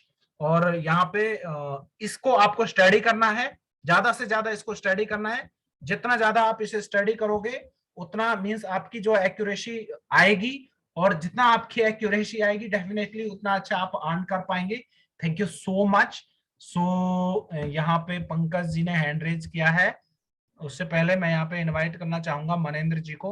Manendra जी आपके पास अगर लिस्ट आई है तो प्लीज जिनकी लिस्ट आई है उनसे उनके कैंडिडेट्स की लिस्ट भी अगर आपके पास आई है तभी मुझे नाम भेजना। इसकी रिकॉर्डिंग कब मिलेगी? यस, रिकॉर्डिंग में टाइम लगता है, रिकॉर्डिंग आपको मॉर्निंग तक मिल जाती है इसकी मेरे चैनल पे। चैनल को सब्सक्राइब नहीं किया तो मनेंद्र जी एक बार फिर से, आपने भेजा हुआ है वैसे ऑलरेडी, फिर से एक जो है आपने लिंक भेजा हुआ मनेंद्र जी, मैंने आपको YouTube की रिकॉर्डिंग बोली थी भेजने के लिए, तो YouTube रिकॉर्डिंग एक बार फिर से भेज दीजिए ताकि सभी के पास चैनल पहुंच जाए और उनको रिकॉर्डिंग मिल जाए। मनेंद्र जी आप मुझे सुन पा रहे हैं? हाँ जी सर, मैं सेंड कर रहा हूँ। मैं आपको बार बार बुलाता हूँ, आप पता नहीं कहाँ गायब है। सेंड कर दीजिए सभी लोगों को, मुझे नहीं, और आगे हम जो है आप मुझे लिस्ट भेज दीजिए। तब तक मैं यहाँ पे बुलाना चाहूंगा सोनिया जी। सोनिया जी मैंने आपको को-होस्ट बनाया था, but you are not co-host right now. Hello. Yes Sonia ji, थोड़ा सा हम अब आगे बढ़ रहे हैं अपना लकी विनर कॉन्टेस्ट की तरफ। Sir, firstly, thank you so much. You explained very well and the session was very great. And I want to say something to participants. If you have any doubt, then please ask any question to Suresh Godara sir. Or according to me, I don't think so that here can be any doubt.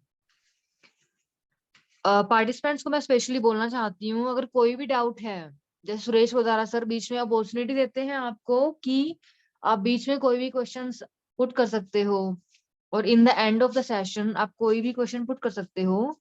So please ask if you have any question, and the next part will be quiz. Suresh Godara sir एक बार आप पूछ लीजिए अगर किसी भी participants को कोई doubt है तो। थैंक यू सोनिया जी। पंकज जी शायद कुछ पूछना चाह रहे हैं। पंकज जी मैंने आपको अनम्यूट रिक्वेस्ट भेजी है। Hello sir, good evening sir. Hello, good evening sir. या good evening Pankaj ji. Sir बिना स्टॉप लॉस लगाए नहीं ट्रेडिंग कर सकते क्या? मतलब उसमें मान लो कोई ट्रेडिंग लगा करनी नहीं चाहिए सर, बिल्कुल भी रिकमेंड नहीं करूंगा। ऐसा तो नहीं वो तुम लोग ग्राफ कभी ना कभी ऊपर जाएगा या नीचे आएगा ही? सॉरी, मतलब कभी तो कभी ग्राफ ऊपर जाएगा ना। मान लो अभी हमने बाय किया है, ठीक है सर, तो उसे मतलब कभी तो कभी मतलब ग्राफ ऊपर जाएगा ना, लेकिन कभी कब जाएगा? कभी तो कभी भी हो सकता है ना, जब तक आपकी इक्विटी जीरो हो गई तो। सर जीरो के जितना अमाउंट लगाएंगे तो उतना ही तो जाएगा ना। नहीं नहीं नहीं नहीं नहीं नहीं नहीं नहीं, यू आर रॉन्ग हियर। आपने suppose you have $100 in your account और आपने 0.01 का लॉट लिया। ऐसा नहीं है कि आप इसमें $10 या $5 लगाते हो फॉरेक्स में, यहाँ पे लॉट्स लगते हैं। 0.01 लिया आपने और मार्केट में एसएल नहीं लिया और मार्केट धड़ाम धड़ाम धड़ाम से नीचे लिया और आपने बाय लिया है, तो अब आपका देखा जाएगा कि आपको कितना माइनस होता जा रहा है। आपका माइनस हुआ, पहले आप $2 माइनस है, फिर $5 माइनस है, $10 माइनस है। $10 कितना हो गया? 100 में से 10 मतलब 10%। उसके बाद वहां भी एसएल नहीं लगा हुआ। अब मार्केट और डाउन चलेगी, $20, फिर $30, $40, $50 और जैसे ही 100 होगा आपका अकाउंट जीरो। और 100 होने के बाद बाउंस बैक किया फॉर एग्जांपल, आपके रेट पे आया, तो फिर आपके लिए तो कोई फायदा ही नहीं रहा ना। ट्रेडिंग में किया नहीं, सीख रहा हूँ सर आपसे, इसलिए पूछ। हाँ, तो एसएल का जरूरी है, अगर सीख रहे हैं तो एसएल जरूरी है आपके लिए 100%। वैसे सबके लिए जरूरी है, SL is mandatory. Thank you. चलिए, मेरे पास लिस्ट आ गई है, मनेंद्र जी ने लिस्ट भेजी है। आज देखते हैं आज के लकी विनर कौन अभी है। मेरे को जी सोनिया जी, कुछ कहना चाह रहे हो आप?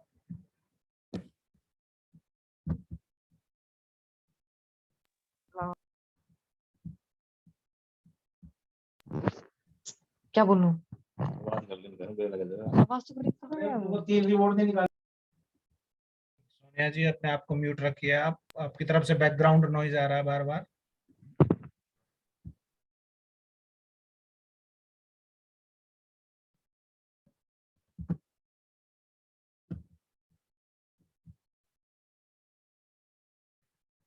सो फ्रेंड्स, मैं अब वो लिस्ट रेडी कर रहा हूँ, जितने भी यहाँ पे पार्टिसिपेंट्स हैं जिन्होंने लोगों को इनवाइट किया। सबसे पहले तो मैं अपना रिकॉर्डिंग स्टॉप करता हूँ।